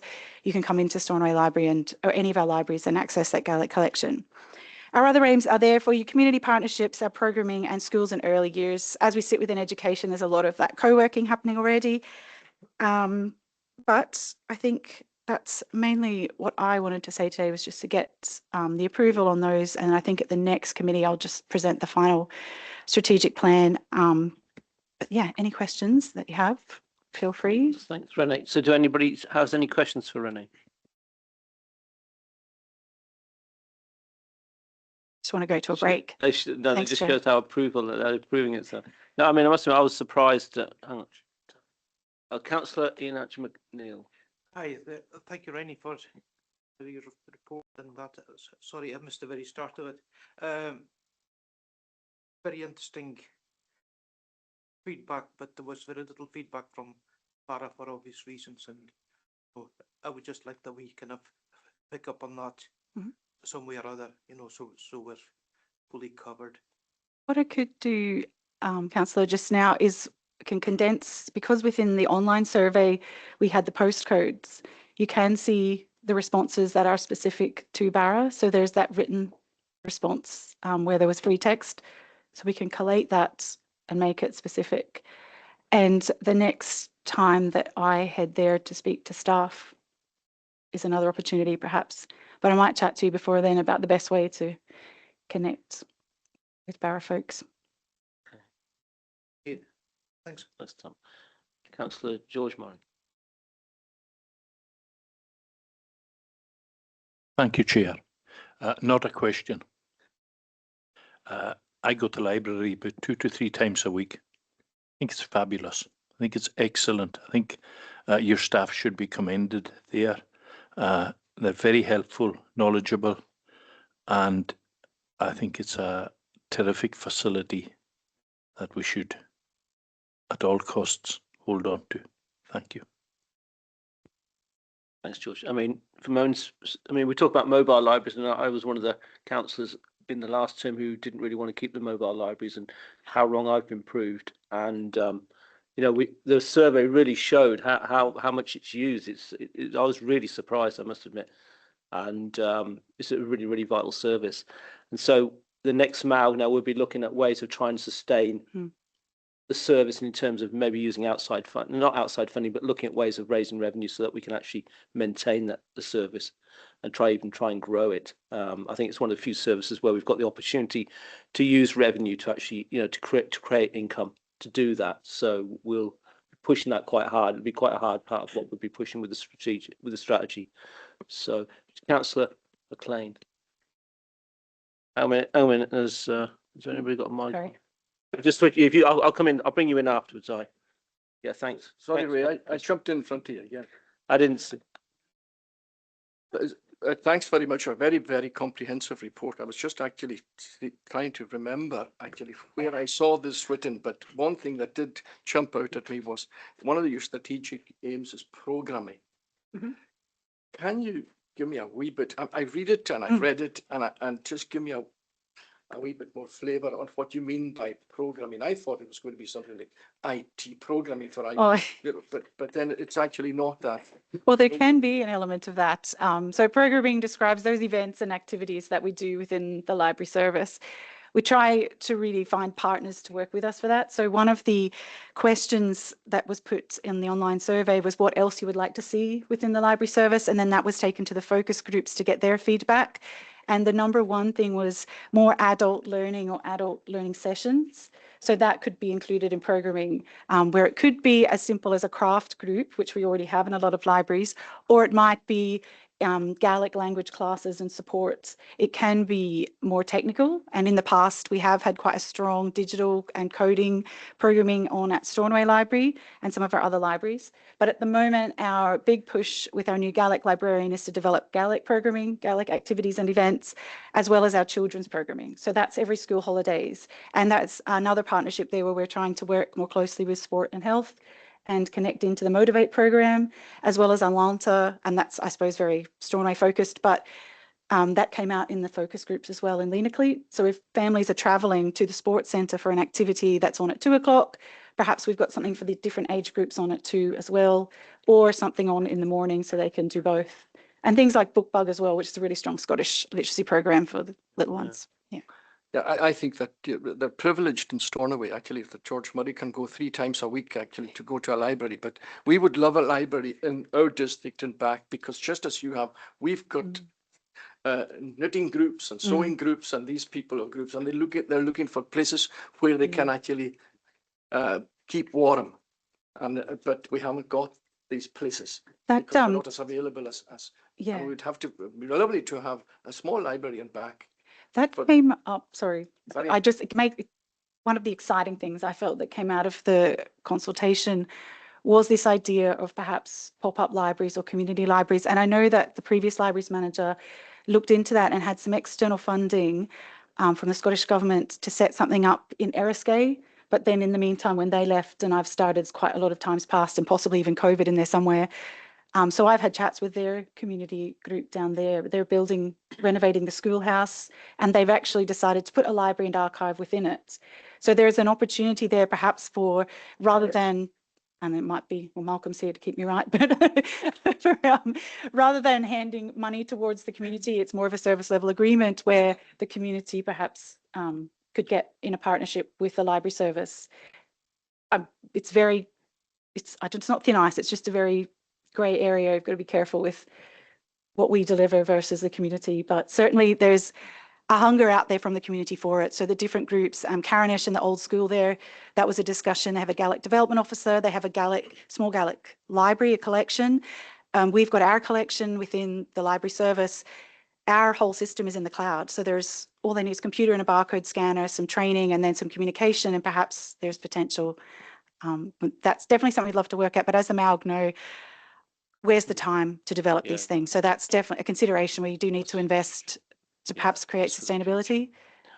Yeah, I mean, it's important. The point you make about the all round is quite useful. I mean, when we lived in US, our children were very small then, and our Saturdays basically were based around the school and the library, and going to the library, taking them to the library every Saturday, and then taking them swimming, and just how with Liniclet you were able to centralise everything, and it became a whole day event really. And it's quite important, quite useful, that idea that you could almost try and tie it in with other things as well to make it much more of a not just going to the library, but whole event for the kids. Ray, you wanted to come in. Thank you. Yes, just to confirm what George was saying. I mean, I go into the library, I'm sometimes dragged in by my wife because she's a very regular attender. But I was in on Saturday or Friday, I can't remember.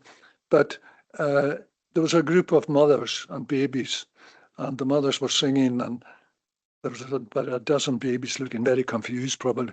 And then there was people up at the far end on the computers, and then there was other people studying. And the old library cafe, there was a group in there, and they were working. And I thought, it's not just a library; everything's going on here. Community space. And I was really impressed, I must say. Community space. Yeah. I am. Doing so. Just kind of one more. Yeah, one more. Yeah, no. Come in. That's me. Just a final parting comment on that. Two things, two invitations, I suppose. On February the 14th, we don't celebrate Valentine's Day, we celebrate Library Lovers Day. So I know that last year, certainly in Stornoway, but some of the other branches, there were a couple of members that took advantage of that and the cakes and donuts that were on offer. So anyone is welcome. All the libraries will be doing that on that Saturday. There will be cakes, and I know that last year I did have a member ask me how I funded that, and I can't remember who it was who came in now, but all externally funded.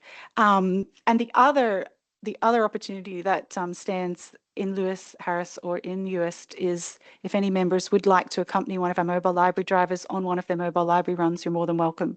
We have had that. We have our MSP, yes, Alistair Allen was out on the van last year, and we've had volunteers and other folks. So we've done all our risk assessments and other things there, and Ian's quite a fun guy to be around, and as is CJ. Actually, CJ's probably a little more fun, no offense to Ian, in US for those councillors down that way, just to get a feel for the people using the service. I've gone a few times. I think Ness was the first run that I did, and it was absolutely fascinating. There was a man who was reclusive that didn't come out. Ian kept telling me he won't come out, but he decided that an Australian was enough of a novelty to come out and say hello and practice my Gaelic.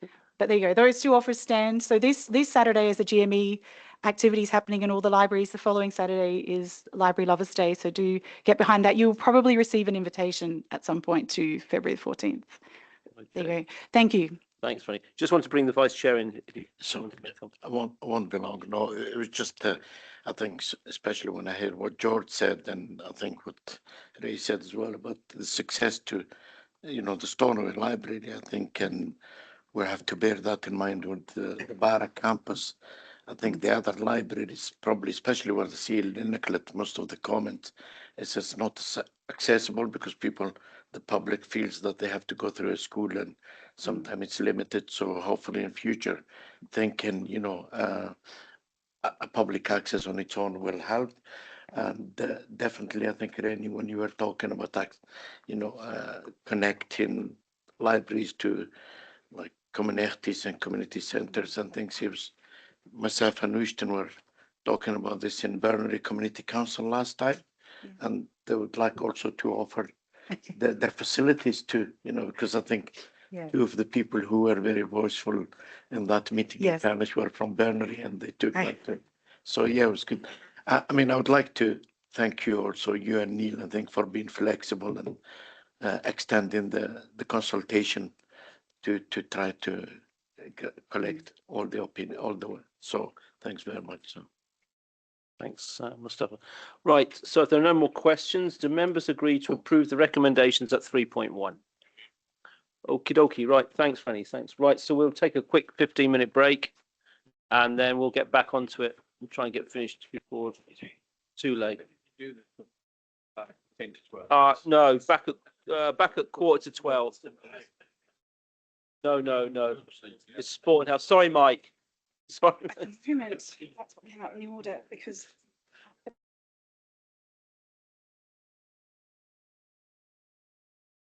2025-26 and details further options to achieve the savings agreed for sport and health during the 2025-26 budget setting process, which are due to be implemented from April 2026.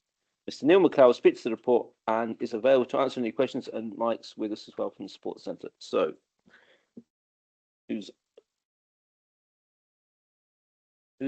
what's up?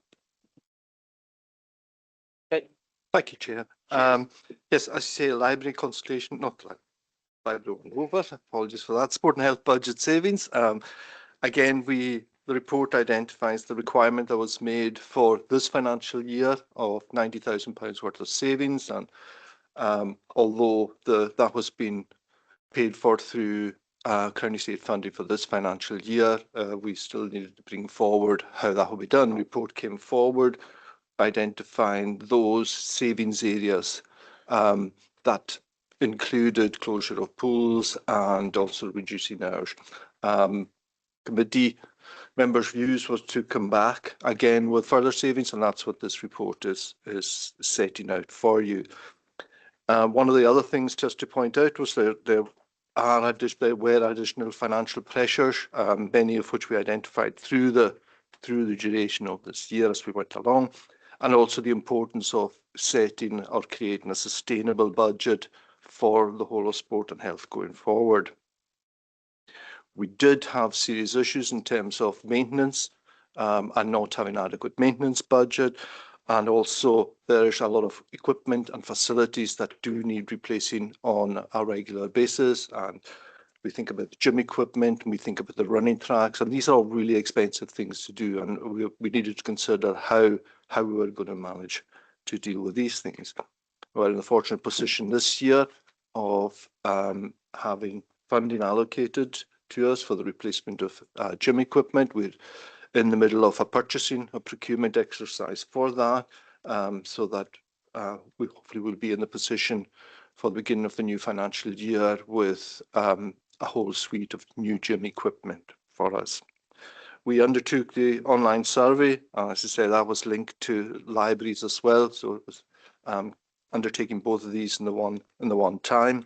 The online survey was very positive and definitely overwhelming support for protecting services, and much less support for maintaining budgets or maintaining prices more than anything else. Focus groups themselves, although we asked slightly different questions and it was much more of a discussion, there was still strong support for not just protecting services, but in a lot of instances increasing access to services and improving services. So again, very, very positive, but a challenge for us to see how do we go from that. Initial indications, taking these things into account, were that we were going to be facing a £180,000 shortfall in the budget. So we had to look at how we would meet that. The financial implications and all that are laid out in the report from 8.1 to 8.7, and that takes into account, varying charges, varying increases to our charges. It actually lists all the savings options that were previously identified, and what we could potentially save within those. And The proposals themselves set out at 9.1. The proposal is a combination of increases in charges along with a reduction in the cleaning that is undertaken by our cleaning team here in the council. And again, that will involve discussions with staff. And again, these are all things that do carry risk. There is a risk that people will not renew their Sláintebhar membership.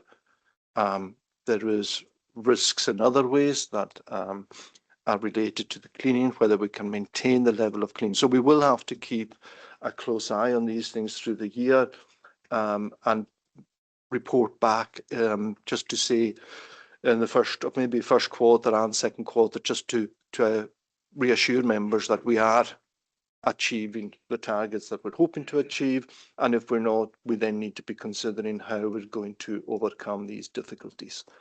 So as I say, the report recommends that we have an increase, varying degrees of increases in our charges, and also that we look to reduce our cleaning budget and look to have staff pick that up. So Mike's here to answer any difficult questions for me, so I always appreciate him being here. And again, just to I thank you for the work that Mike and Renee and Finlay have put into both of them, because as I say, there's a lot of support from the staff there just to get the consultations, the survey and all the work done since then. So happy to answer any questions, Chair. Okay, thanks, Neil. Councillor Ray McKenzie. Thanks, Chair. Yeah, I just want to ask one or two questions about the actual figures involved.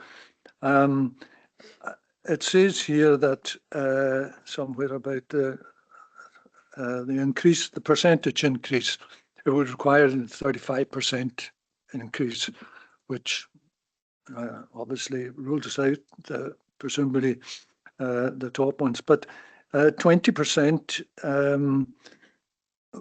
the increase. What does that work out in terms of K? How many thousands is that? That particular 20%. Do we have that? The 20% one, which is the one that the overall one is the one that we would be looking at practically taking the whole saving, if you like, or the whole meeting the whole shortfall through increasing by that amount, because we could potentially do that. So we have got, at the moment, we're about £85,000, or anticipating that we're going to be about £85,000 ahead of our current target, and that's before we have the 5% increase that's within the budget framework. So when we're talking about 20% increase, then we're only talking about 15% of that being available to offset any budget shortfall.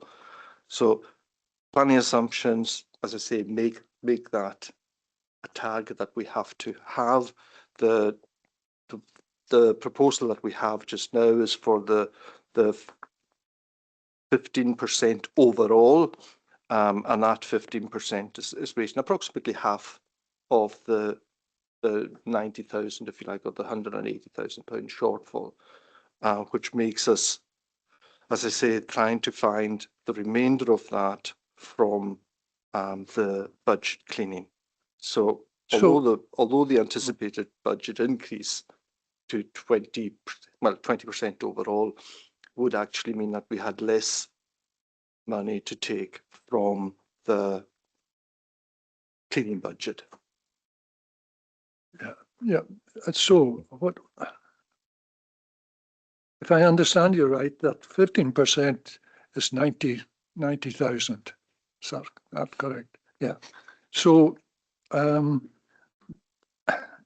would, if there was any easy option, I would say the last 4 1 hour. I don't know what the consequences of that would be for reducing by 1 hour per day, which I think comes to about £57,000. Removing the building cleaning, that sounds drastic, actually. I mean, it's certain. Is the implication of that actually the possibility of infection or whatever? Surely the place must be cleaned. Now I don't know. Is this cleaning 96,000 cleaning up to the present day standards, or are we saying that we're cutting it in half, or what does that mean, that particular one? Thank you, Chair. Again, I'll try and answer as much as I can, but I might see if Mike, he'll keep me right on this. The clean, there won't be any risk to infection because, first of all, all the stuff to do with the pool and the chemicals and everything else, that happens anyway.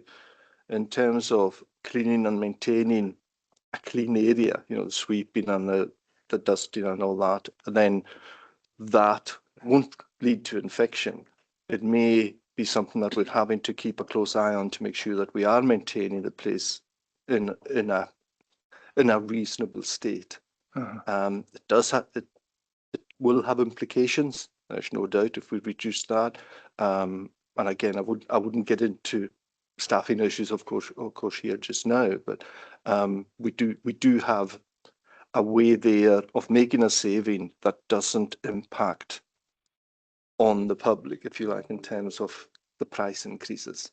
And can I ask then, are the options there £96,000 for obviously for no cleaning, whatever that means, or not making that saving and keeping it to the present standard, or somewhere in between?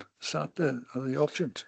Yeah, I mean, we're not suggesting that we reduce we get rid of the whole cleaning budget. We're suggesting that is reduced by half, and we know there are areas there that we can probably get away with that without any additional workload, if you like. But there are changes to working practices that we will need to adopt in order to meet that saving. As I say, we're trying to avoid putting all the pressure on increasing charges and trying to find ways that we can make savings without impacting on service users or our current staffing levels. So yes, we are talking about reducing that by about what was it, 40, or just about reducing it to 50,000.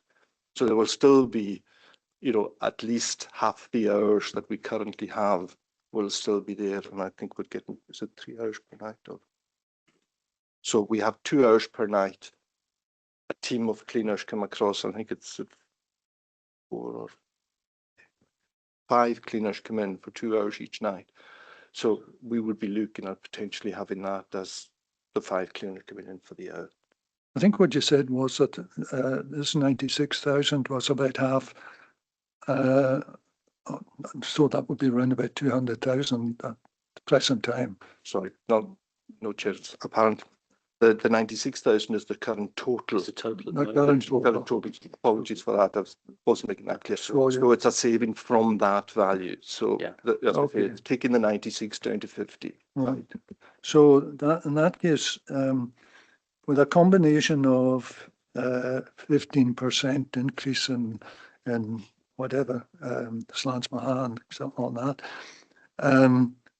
a reduction on the cleaning, and possibly the reduction of the hour in the 4 places, but certainly avoiding closing the pools and Lionel and Shawbus, and also grants to the sports groups throughout the islands. That is feasible, is it, from your point of view? And hopefully, councillor. Yes, Chair. That is the plan that we make these things so that the initial savings suggestions coming back to you as an alternative to that, and the alternative to what was being suggested previously is that we increase the slant of our charges, and also justifying the extra as we reduce our own cleaning by that hour a night. And cutting out the music. Yeah, I mean, but I think they've done very well actually to find out the way they've done it, because otherwise the alternatives are pretty painful, you know. So I would just be very aware of that. So, Councillor Francis Murray. Thank you very much, Chair. I think obviously it's you know, a good piece of work to have come up with these alternatives, and I think communities will be pleased if there is not a closure of pools. I do note, however, in the 6.7, the overwhelming support for protecting services as opposed to maintaining prices, and the top ranked response was to protect existing opening hours across all Western Isles leisure facilities. And although looking at the options at 8.6, the reduction by 1 hour doesn't seem a lot. If you're one of these people who can only manage to get in to the pool early in the morning or late in the evening because of work commitments or family commitments or whatever, losing these hours can be very important to you. And that you know, to my mind, reading the consultation, and if we're going to take consultation seriously, people are keen to protect these hours. I do wonder myself about the impact of the licence. If that licence was removed, a saving of £10,500, what it would do to the ambience of a pool when you're actually swimming. You're not hearing the music, in my experience, but maybe that's because I did a backstroke and my ears are under the water. I don't know if a lot of people would miss the music. Maybe you would only miss it once it wasn't there, but that wasn't something I had thought about. I suppose that the licence is a fairly hefty chunk of money. I don't think we should be looking at removing grants, and if a reduction in the cleaning can be done in a suitable way to maintain standards, I'm certainly supportive of that. Thanks. Yeah, I mean, that's the level we're at now, that we're talking about, are we going to keep the music on or we're not going to keep the music on? I mean, that's just where we're at. I mean, it's just crazy. Right. Oh, I'm going to bring the leader in first. I think he beat you in there, Anger. Thank you very much, Chair. Yeah, just to thank the service for the work done to bring this report together. It's a really good report, and it sets out quite clearly the response from the public. 8.6 obviously sets out the savings options we have based on the finances we have, but like you say, 9.1 and 9.2 sets out the proposal. That means we don't need to do these savings, but it is actually useful for the public to see what we're having to consider. So if we don't increase the charges, these are the places that we have to go to as a council. So it is a really good report in terms of setting that out and just being clear that the proposals are, you know, the further 10% on top of the 5%, increase the pay as you go, and also the reducing the cleaning, which you think is manageable. It's not ideal, but it is manageable. It's not something again, a lot of things we're having to discuss these days are things we wouldn't want to do, but we just have to face the reality of the situation. Like I say, I think the survey and the responses, we've managed to address the concerns raised by the people in the survey. So I think this is a really good report. So yeah, commend it to you. Councillor McLean. Thanks, Chair. I think if we're honest, none of us want reduction. None of us want closing of pools. And I think that's a baseline we should take. And also, I think, can I refresh what you spoke to? If we went for a 20% increase, now I see you got a 15% increase and a 30%. If you said you went for a 20% increase overall, would you say that you would cover all costs on that, both cleaning and the running of the pools? That's just yes or no? Just pulled up my spreadsheet just to actually that actually works out the different percentages. So if you bear with me just a second, that would bring us to an overall increase of 25%. And a second.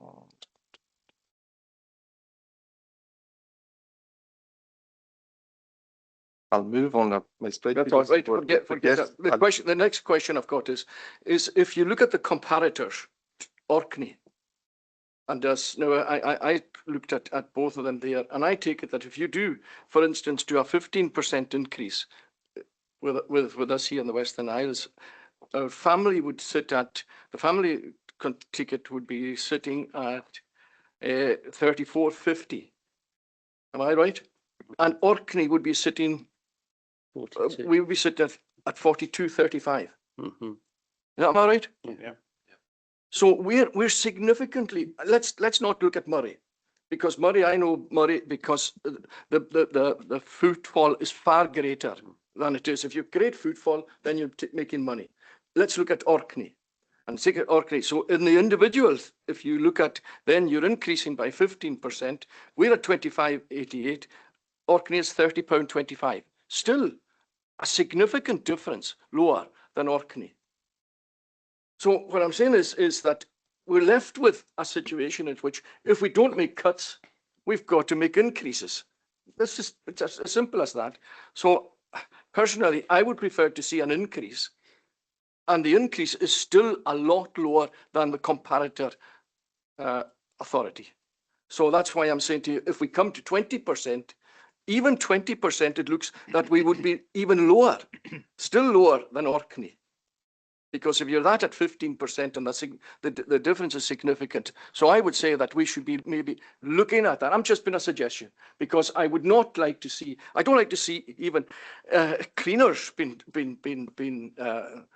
losing their jobs. And because the impact on that as well is you're always picking on the lower paid. Let's be quite honest about that. That's what you're going to get out of the thing. So if you're talking about an increase of that, which is still not as significant as what they're paying in Orkney, then I would be saying that's what we should be going with. But that's only my own personal belief. Interesting. Okay. Right. Don't know if anyone, I'll just bring George in. George Murray. You were in Thank you. Thank you, Chair. I agree with Callum. I think that a modest increase would alleviate the problem somewhat. However, we are dependent upon the same level of membership if we're increasing the prices. And the second point I would suggest maybe is, yes, we are always picking on the poorest. Could we increase the percentage for the non-concessionary clients without increasing the price for the concessions? Thank you.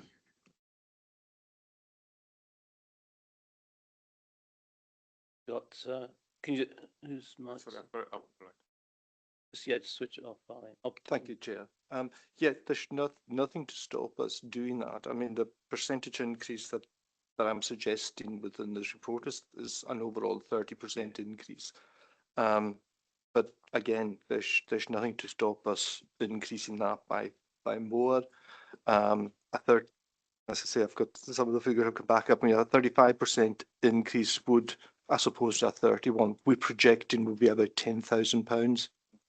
So that it would need a really big increase to have such a at least the sort of effect that we want, and that's across the board. Yes, I totally understand the challenges we face if we are cutting any cleaning budgets. Totally understand that, and if members are minded, of course, they could always put forward a proposal to increase the township charges even more. But totally understand these concerns that people may have. Okay, thanks. Can I just bring Councillor McNeil in, please? Thank you, Chair. I'm not a member of your committee. Thank you for the report, Neil. Where you mentioned the savings options in the service reductions, and the suggestion is 1 hour per day for 4 days across the board. That is not really pro rata when Castleby, for example, has got lesser hours, and that would have a bigger impact percentage wise. So if we even think about that, I would ask that be half an hour per day, and it could be looked at by when these savings would be, rather than the top slicing effect. And we also have to be mindful by reducing these hours. It's part-time staff that are already there, and these jobs are difficult to fill, and so that these jobs are going to be attractive enough for people to go for them. So it's a difficult one, but can it be mindful around these points, if you could please. Thank you. Thanks, Tom. That's a good point. Thanks. And the convener. Thank you very much, Chair. And just want to reiterate what the leader said, thanking the officers, Neil and Michael, for the work they have put into this. And also, you went out to all the different communities to hear the views. You've taken that into consideration when you put together the report. It wasn't easy for you as officers because you have to make savings, but the proposals you have in front of us today make sense. None of us want to see anywhere closing or prices increasing by 10 to 15 to 20%, but we have to live in the real world, and if people want these facilities, they will have to pay for them, unfortunately. And another thing, people have to be reminded that to keep swimming pools open, we need people to use them, and we have to get the message out there. It's use it or lose it. We don't want to, as I said, close anything, but we have to get the message out to the general public that it's a case of use it or lose it. So thank you again, Neil and Michael, for this report. Excellent piece of work and well done. You've to be commended. Thank you.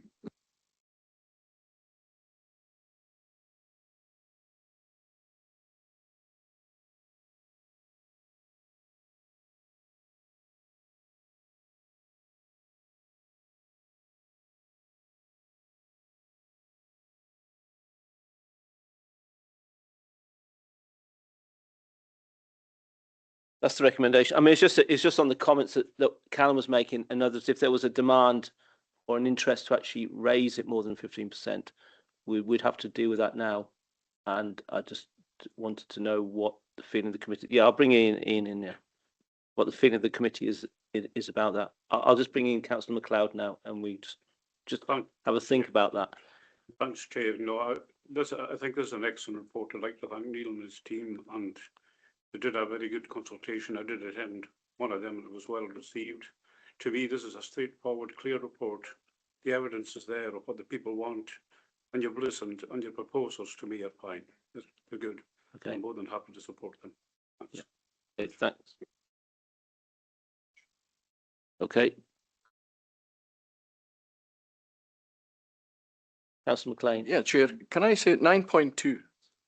So if you're taking, if we're going with the 9.1, does that mean that there will be a shortfall of 50,000 in the cleaning budget, and you will be making you are reducing the number of hours of the cleaning? Is that right? Yeah, basically, yeah. So you're quite happy with that? I'm not.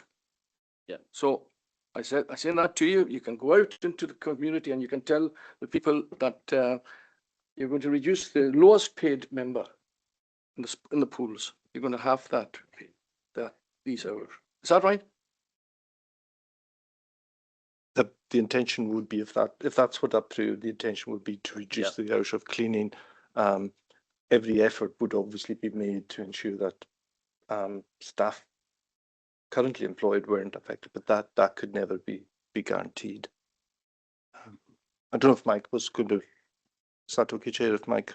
Yeah, Mike can come in. Yeah, of course. Yeah, I've been scribbling a few notes away just to try and provide a bit more clarity just on some of the comments that members have made. So I will try and answer them all individually, but if you feel there's anything that's been missed, do let me know. So yeah, appreciate the comments people have made. It was a big piece of work that we undertook. It was a very valuable exercise. Going out into the community beyond what the responses were that we got online was really helpful to actually sit and meet people and hear what's causing them concerns and what their ideas are for how the future of sports facilities would look. Just to go back to what Councillor McKenzie and Councillor Murray were saying with regards to the cleaning and any kind of risk to that, as Neil's mentioned, the way it works at the moment essentially is once the centres close here in ISL, the teams come in to do the cleaning of the sort of general areas of the building. So our own staff, our own lifeguard, leisure attendant staff are responsible for cleaning the pool, the cubicle changing areas, the toilets, all that sort of thing. And that's part of the role, so that won't change in any way. What they are looking at with this would be that 2 hours per night contract of cleaning, which would be thoroughfares, gym rooms, underneath equipment, windowsills, radiators, builds up of dusts on the wall, all that sort of thing is covered in those contracts. So that's what we'd be looking at in terms of a reduction rather than a removal. So the sort of hygiene side and the chemical side of the pool and things, that wouldn't change. The impact would be that that work would then have to be picked up by existing staff, which would have an impact on them. The impact of shutting for an extra hour, again, I think Councillor Murray touched on this, is going to be on staff as well as those who are going to want to come at those times of the day that might suit them. But it's going to start obviously changing the contracts of people that we've already got in existing positions and make it more difficult potentially for people to come in if their work and family schedules make it possible that they come at those times. On the music front, we do have a variety of different options with the music. So the licence allows us to provide music across all of our facilities across the Western Isles sites. That's in public areas, in the swimming pools, but also quite importantly for classes. But there are ways that we could look at potentially reducing that down. If we focused on only keeping it for classes, only keeping it for pool, there would be some saving to be made there. I think, as the leader said, it's obviously not a conversation we want to be having in terms of reducing services or increasing costs, but it is a conversation we need to have, and that's why the consultation was so valuable. There was comments made in the libraries report in the last section of the meeting about libraries being one of the services that can generate income. Obviously, sports centres are in even more of a position to do so. And I think it is important to note, and Neil's said it already, that we are in 8.2 there, £85,000 ahead in terms of controllable income of the target, which I think is commendable for the work that sports centres have been doing and for staff. We've actively and proactively been looking at how we can generate more income, things through corporate memberships to companies that are based on the island or coming up to the island. We're obviously speaking to folk that are coming up in the next couple of years to see what investment we could maybe get from that side of things. We've looked at introducing one-to-one swimming sessions, which has been hugely successful, both in terms of improving the ability of our island children swimming, but also to bring extra income to us. We're looking at doing that with gym sessions as well, increased membership uptake and increased membership prices that we've already put in, as well as offering a short-term membership pass that wasn't in existence beforehand. Has brought in a lot of money from tourists and visitors to the island who are maybe coming for a week or 2 weeks that wouldn't have been able to take advantage of a membership offer before that. We've also got further options to generate more income, as well as the things that are in here. We've got things like empty cafe units in some of the facilities. We've got additional rooms to develop more services to cope with the demand, especially with the increased demand that we might have in the next few years, and also the upskilling of willing staff who would be able to offer more activities and classes. But a lot of these things cost money, so a lot of the time it is a case of investing to try and generate a bit more income. But as we've seen with the things like the one-to-one lessons, there is money to be made there, and we are actively doing that. I think just to go back to what Councillor McLean was saying as well, Neil's obviously given some helpful comparisons to what we have in Orkney and Shetland and High Life Island compared to what we're offering. Like you say, we are still very much at the lower end of the scale, even with the highest of those price rises. I think what we've got to be careful of, and this came through in the consultation a lot, and is reflected in what Councillor McNeill said, is that if people are going to pay more, which they're happy to do through that consultation, as we've seen, they want to see what they're getting out of it. And I think at the moment, especially in the services that aren't in Stornoway, people would ask, well, I'm paying an extra £5 a month, but what am I getting for it? I'm not getting the 7-day opening I used to get. I'm maybe getting an hour's less service each day. Obviously, like Neil's mentioned, we are looking at, or in the middle of getting increased Replacement gym equipment, which will go a long way to say, well, we are investing that money into the facilities. But when things are closed, when there's problems with aging pools and equipment, people are going to ask, where's the value in the extra money that I'm paying? And we've got to be careful that any increase that we put in isn't going to be offset by the amount of people that are going to cancel their memberships. So it is definitely a balancing act. So I'm happy to clarify any of that if you need any more. Okay, Neil, yeah, just quickly. Yeah. Chair, I was just going to add that this, if members so choose, we could look to delaying the second part of this in terms of cut to cleaning to see how effective our increase in charges were. So again, it's just another option, because I totally understand the real concerns that are there when we are suggesting the savings that we're suggesting, and it might, if it was, if members wish to go down that route, we could always approve some of it and delay some of the. We could delay the cut to the cleaning at the moment and review it now and after the first quarter, just to see how our finances were. But that's obviously in your own gift, Chair. Yeah. Okay. Councillor McLean. Chair, are we agreeing to it as it stands? Because if you're talking about a child swim, £3.38 going in, would it not be better to facilitate some of the shortfall by making that 350, as you say in your in 9.2, or something like that? To because if you're going into a swimming pool, you're as well paying £3.50 as you are £3.38. It's already included, Cam. I'm just going to say, if you look at 9.2. Rounding up to the increased charge to the nearest 50 pence. Yeah, they'd say this could be met. Yeah. You're not saying this will be met. You're saying, so are you agreeing to that? Yeah. I see it. So it's accrued in 9.2. Councillor Stewart. Thank you, Chair, and thank you for the report. Very good report. I have concerns also. I agree with Councillor McLean. Don't really want to see anyone having hours cut. I know it's a very difficult situation and it's a balancing act, but just what Neil mentioned there about maybe leaving it as it is for the first quarter and then seeing how things develop from there. I think maybe that's a way forward. And then if we have to go down that road of cutting hours, at least we've tried an alternative. But I feel really uncomfortable with cutting people's hours. Can I just ask, Neil, what, there's obviously no significant, that's not a significant cost to do that for the first quarter. It wouldn't be a significant cost, and as I say, it would test that. It would test the effectiveness, because again, I'm happy to go with that. It's all risk, if you see what I mean. Oh, there's no easy options here, you know. But if it helps us, yeah, I'm happy to go with that for the first quarter anyway, if everyone else is in agreement. Chair, I would agree that if we could delay it, I think it would cause a lot less public angst if we actually said that all chief officers and chief heads of department in the council were going to reduce their pay by X amount. Maybe that would hold better out in the community. But when you're taking a cleaner and reducing that cleaner to a half a salary, I think it's not what any of us would want. Okay, well, if everyone's in agreement, can we take that forward?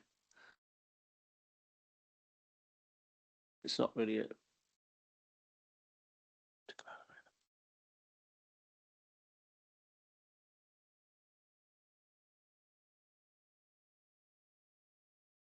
Chair, it's important to note that a cut in hours does not necessarily impact on a post. There are vacancies in that particular service, so it should not be presumed that a decision like that will impact negatively on one individual employee or group of employees.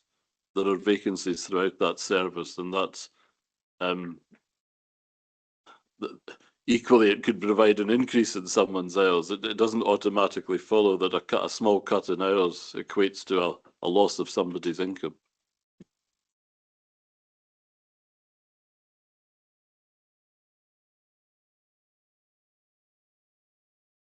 And as I said at the beginning, Chair, I don't really want to, I wouldn't want to talk about, individual staff or anything like that. But again, if members do choose to put that delay in or to defer it until another report comes back after first quarter monitoring, then another decision can be taken at that point.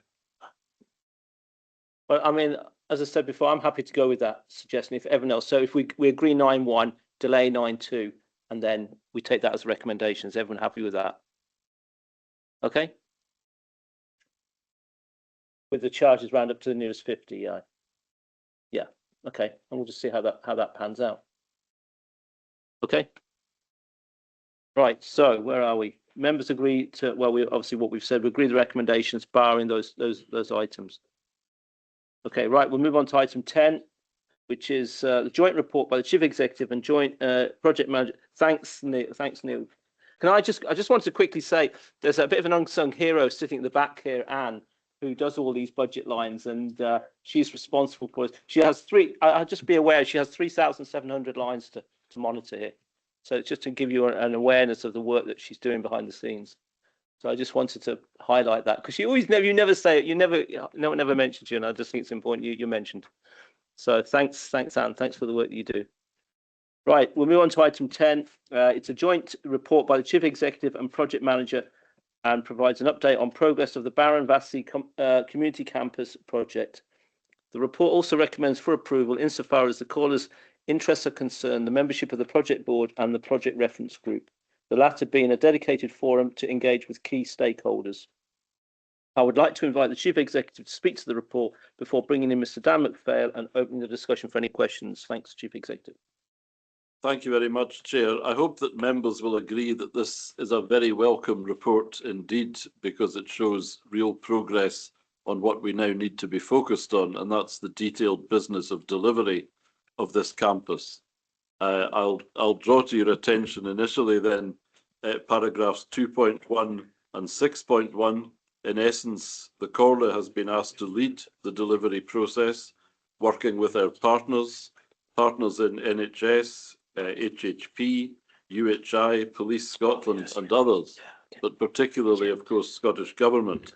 So that has been done practically by the Comhairle, producing with principally the work of Mr. McPhail, a very detailed position paper which we discussed with government officials before Christmas, and that was, as I've said, warmly received, and we expect that to culminate very soon in the all-important letter setting out the conditions of funding and other matters to which I'll come in a moment. I'll move over project governance because we'll come back to that later in the report. Project procurement and delivery, absolutely critical, of course, but there is a report to Policy and Resources Committee which you're asked to consider in private tomorrow. So questions perhaps on procurement and delivery are best left till tomorrow. Land acquisition, we have agreed the land acquisition, which I'm very pleased to report. That's been a long process, and it's obviously a very welcome development for the project. Human resources, but this project cannot be delivered by Mr. McPhail alone. He'll be relieved to hear. And HR subcommittee agreed the recommendations on the appointment of staff to support delivery of this project. Now, that report is not going to be the last word, I think, on human resources, because the needs of the project will vary from time to time, but it provides us with two key posts to start off the project. So I'll turn now, Chair, if I may, to project governance. That's set out in 6.1 onwards. We still await the appointment of a senior responsible officer from Scottish Government, but you will see at present they're very keen that doesn't delay operations, and at the moment the Permanent Secretary and his executive team, that's the equivalent of the Chief Executive and Corporate Management team in our context, will undertake those functions. There are thoughts at 6.2 and recommendations on the composition of the project board. There are always many options, of course, for that, but a project board has to be tight. It can't have it's not a committee. It can't have a huge number of members. There are suggestions there. The member suggestions are for yourselves. The officer suggestions are for me, myself, Mr. Gomez as Chief Financial Officer, and the Chief Officer Health and Social Care, recognising that this project spans the Comhairle, the IJB and the Health Board. I would love to have the officers named at 6.4 also as full members, but that would make the board very Comhairle heavy and very disproportionate. And of course, they and other advisors can attend as necessary, just as advisors attend this committee. NHS Western Isles membership is still to be confirmed, but we're anticipating something around the Chief Executive, perhaps the Director of Finance, and perhaps one board member. That will be confirmed. The SRO, the Scottish Government's Senior Responsible Officer, when appointed, will of course be a member, and it's likely Scottish Futures Trust and Hebridean Housing Partnership will also be there. So this may not be the last word on the project board.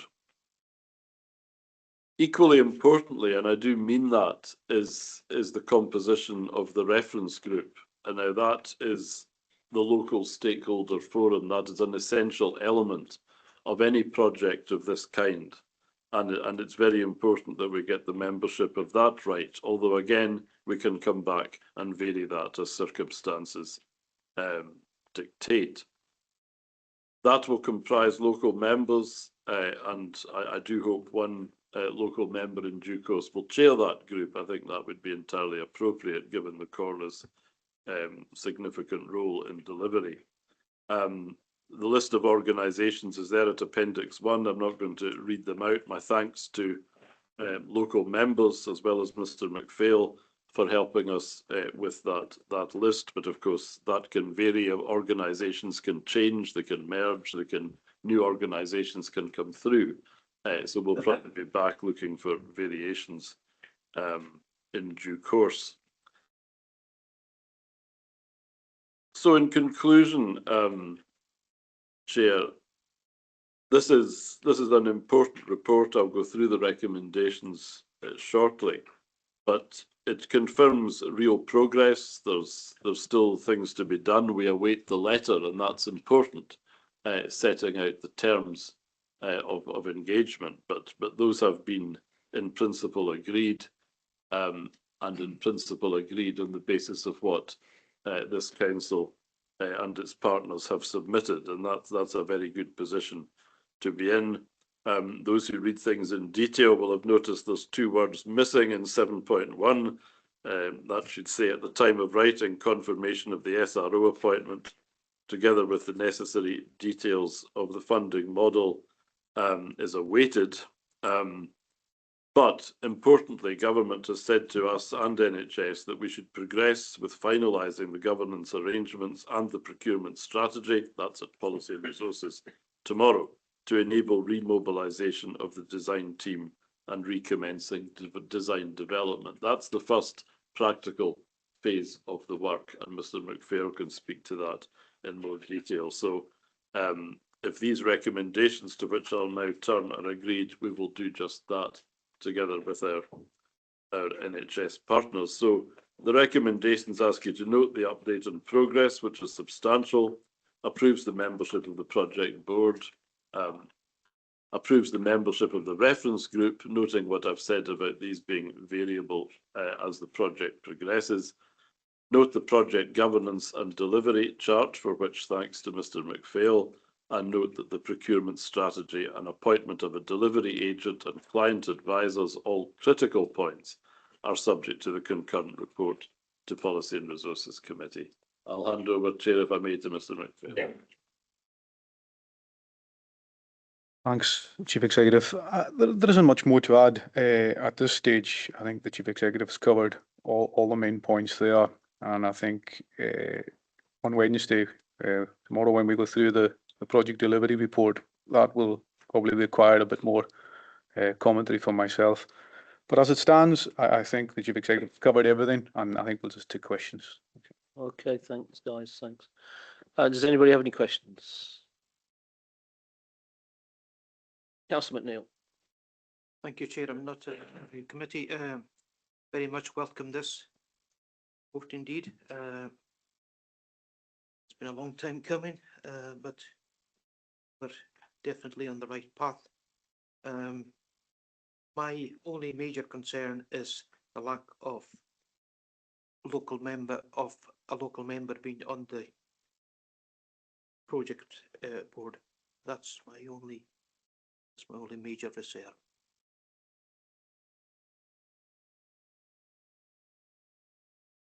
Okay. Right, thanks. Okay. Councillor McCormack. Thank you, Chair. I very much welcome the report. We've been set aside the funding for this a long time ago. In the early days of my time in the council, it was set aside, and it's a long time coming. One of the things that has always been at the back of my mind is the delivery of the project, and I wonder whether you've had any sort of indications from contractors as to whether there be appetite for coming along to this project. Thank you.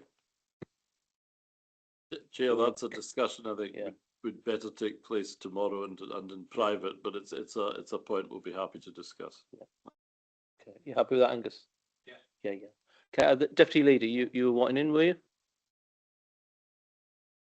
Yes, certainly welcome the report. You know, it's been with us for a long time, and I think now as we're seeing light at the end of the tunnel, it's very, very important that all the various stakeholders are working together, and particularly, you know, the delay has been caused, I would say, with the health board along the way, and I'd be happy at 6.2 that it's got deputy leader or chair of education. That chair of education should be on the project board. So that's my comment on that.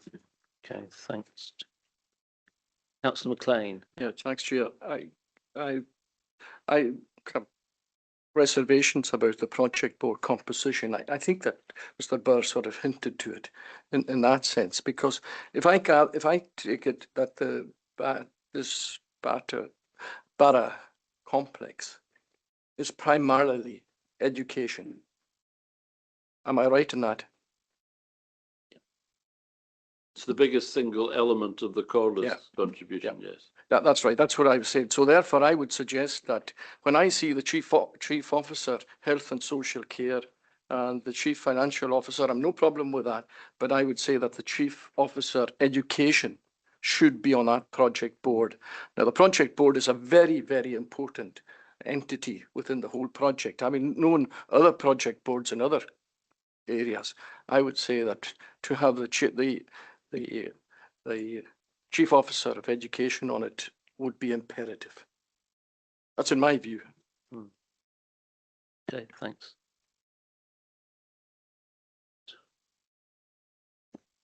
Are there any other comments? I forget about me all the time. Just a small comment. I think obviously the composition of the board keeps coming back, and I think the last point that Callum raised, that's a very valid point. Also, the point that raised by Councillor McNeill, who's from Barra himself, representing Barra in terms of local representations. I've just noticed looking at the reference group as well. I don't know if it's missed or maybe omitted deliberately. I see voluntary action Barra and Battersea not being included in the reference board there. So I don't know if this that's an existing organization, you know. So thank you. Yeah, Thank you. okay. Cheers. They can be included. Yeah, that's certain. Can be included. Yeah. Who was what? Did you want in, Daniel? The composition of the board was discussed with the local members. So if that's an omission, an error, either me or them, then we can look at that. That's not a problem. I just want to come back to you now, actually, just on your point about the not having a local member on the board. I had various similar concerns at the time because we talked about it in the last term, in the last meeting, and we had a look. I had a look at what was actually the responsibilities of that project board, and it's really primarily a lot of it is to do with finance and to do with contracting, that kind of thing. And I just felt that that's not really. It doesn't really need to be a local member for that responsibility. I think it's far better if the reference group is dealing more on sort of with the operational matters in terms of referring back to the group and about what's happening with various aspects of that project. The project board work is very much it is devolved away from that. Really, it's more to do with project. It's more to do with contracts, more to do with the finance of the project and how that's been monitored. So I felt that was correct and that was all right. So you just want to come back in, Yes. Thank you, Chair. As you know, I'm not a member of your committee. In previous project boards for the Sculpture project, there was local members very much involved in the project boards then. So yeah, I understand that. Yeah, but in this situation, obviously, we're in a situation where we're having to work. We're bringing partner agencies in, and I can understand why we're having to limit numbers. So that is just one of the problems, I'm afraid. I would like to think that a local member would be in amongst anything. It wouldn't happen in any other ward if there was a major development going ahead that never had a project member. Okay, thanks. Okay, cheers. Right. Okay. Kenneth, do you want to come in as well? Hi, thanks, Chair. It was just to say with what you referenced there, with the information you were given as to what the board would be doing, could that be shared with me and Councillor McNeill so we could maybe we would agree with you, but that's not been shared with us. Well, that's not really. I don't know if that. I don't really know if that could be shared at all. To be honest, that information. What the work of the board will be.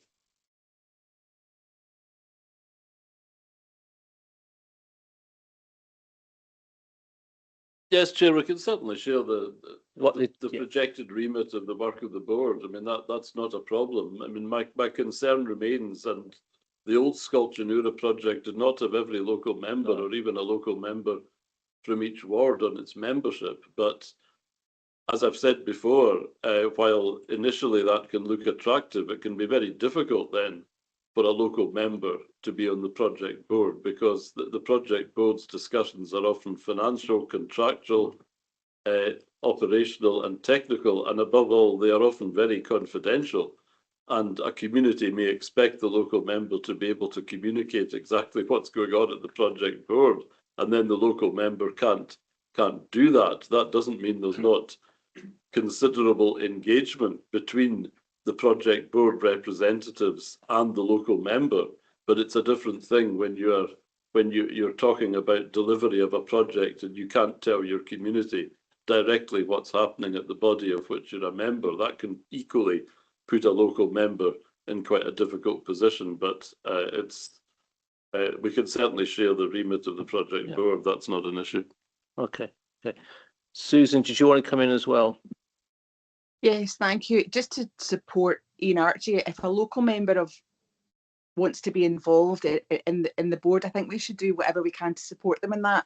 Malcolm has made that point on previous meetings, so Ian Archie is very aware of the potential complexities and the difficulties that it would present for him or whoever, if Kenneth is the member. But I think if their feeling is that they very much want to be on that board, I think we should do whatever we can to facilitate that for them. Thanks, Chair.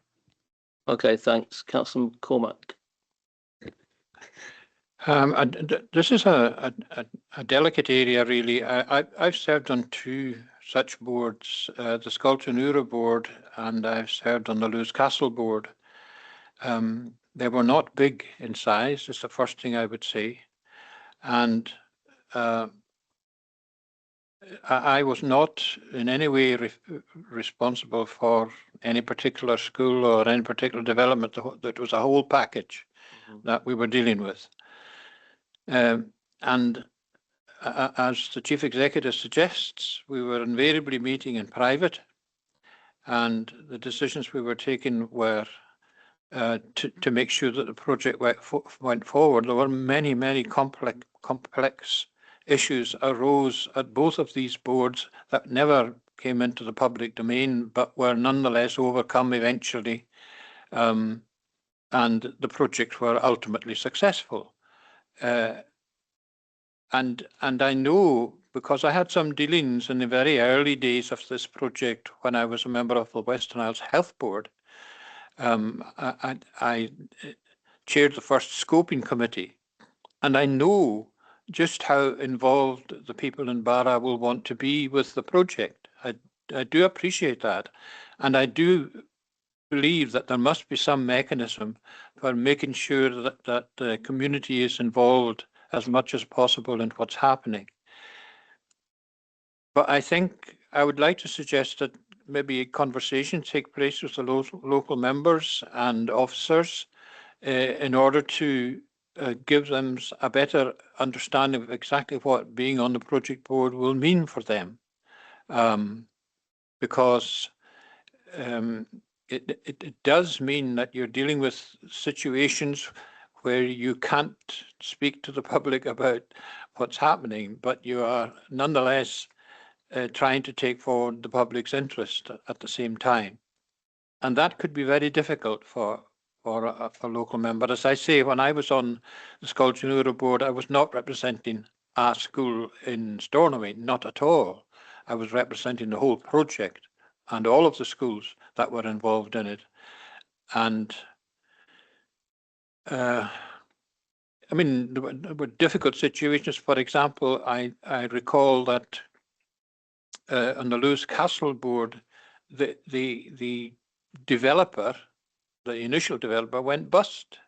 That was a very difficult time, and there was no way that all of the intricacies of that particular issue could be shared in public. It had to be done privately with the best interest of the project at heart. And it wasn't easy, I would have to say. It was very difficult indeed. So I want the local members to be involved. I just don't know whether the project board is the best way for the local members to be involved. That's all I would offer. I very much want the local members to be involved in the project, but whether the project board is the best place to be, I don't know. Okay, thanks, Chair. Thanks, Angus. I mean, I'm happy to keep it as it is, to be honest. And I mean, I would like to bring Donald in. I feel it's really important that Donald's involved as well. But I mean, where do we stop? I mean, it's we've only limited numbers we can put on, and the Chief Executive is making the best choices that he feels he can, given the circumstances. So I mean, I'm happy to leave. I mean, if there's a Councillor McLean, quickly. I could ask then why was the Chief Officer Health and Social Care put in instead of the Chief Officer Education, when it is primarily an educational facility? Because, Chair, there has to be a balance between the Comhairle membership of this board and others, and we can't, no matter how much we would wish to. Of course, I would want all the officers named there to be members of the board, but that's not practically possible. I've balanced that out. If the Chair of Education and Children's Services is to be appointed, then perhaps the Chief Officer, one of the Chief Officer posts has to go to Health and Social Care. I mean, this is a project which covers the IGB as well as education. It's a balance, and we can add whomsoever we like, but we may then have to come back and say we have to reduce the membership of the project board so that the board itself is not too big and that there is proportionality among its membership, because the whole health service in Barra, although the hospital obviously has NHS Western Isles delivery, it's all under the integration joint board, and that's at least a third of the project. So I felt it was important that someone with a health and social care remit also be a full member of the board. But it's always a balance. This is the thing. This is the issue. Right. So I mean, I'm going to, insofar as the interests of the committee are, do members agree to approve the recommendations at 3.1? Yes. Because we can't win with everybody here. We can't put every single person on that we'd want to put on. It just isn't possible. And there's going to be compromises, I'm afraid. And that. Chair, I know you're about to move the recommendations, but just to say, I'm very happy to discuss with the local members involved and the remit of the project board. Yeah. Okay. So that chair of education. Yeah. Okay, so we'll move on to items outstanding. Item 11. So the report to item 11 is the budget outstanding. Is reports outstanding is for noting. Is there anything you wish to add in relation to reports outstanding before we conclude the public part of the meeting, Mr. McLeod? It says it. Don't know why. The item B is on the agenda. Yeah. Okay. Right. Okay. Then we'll move into private and yeah, because we'll need to crack on now. It's 1 o'clock.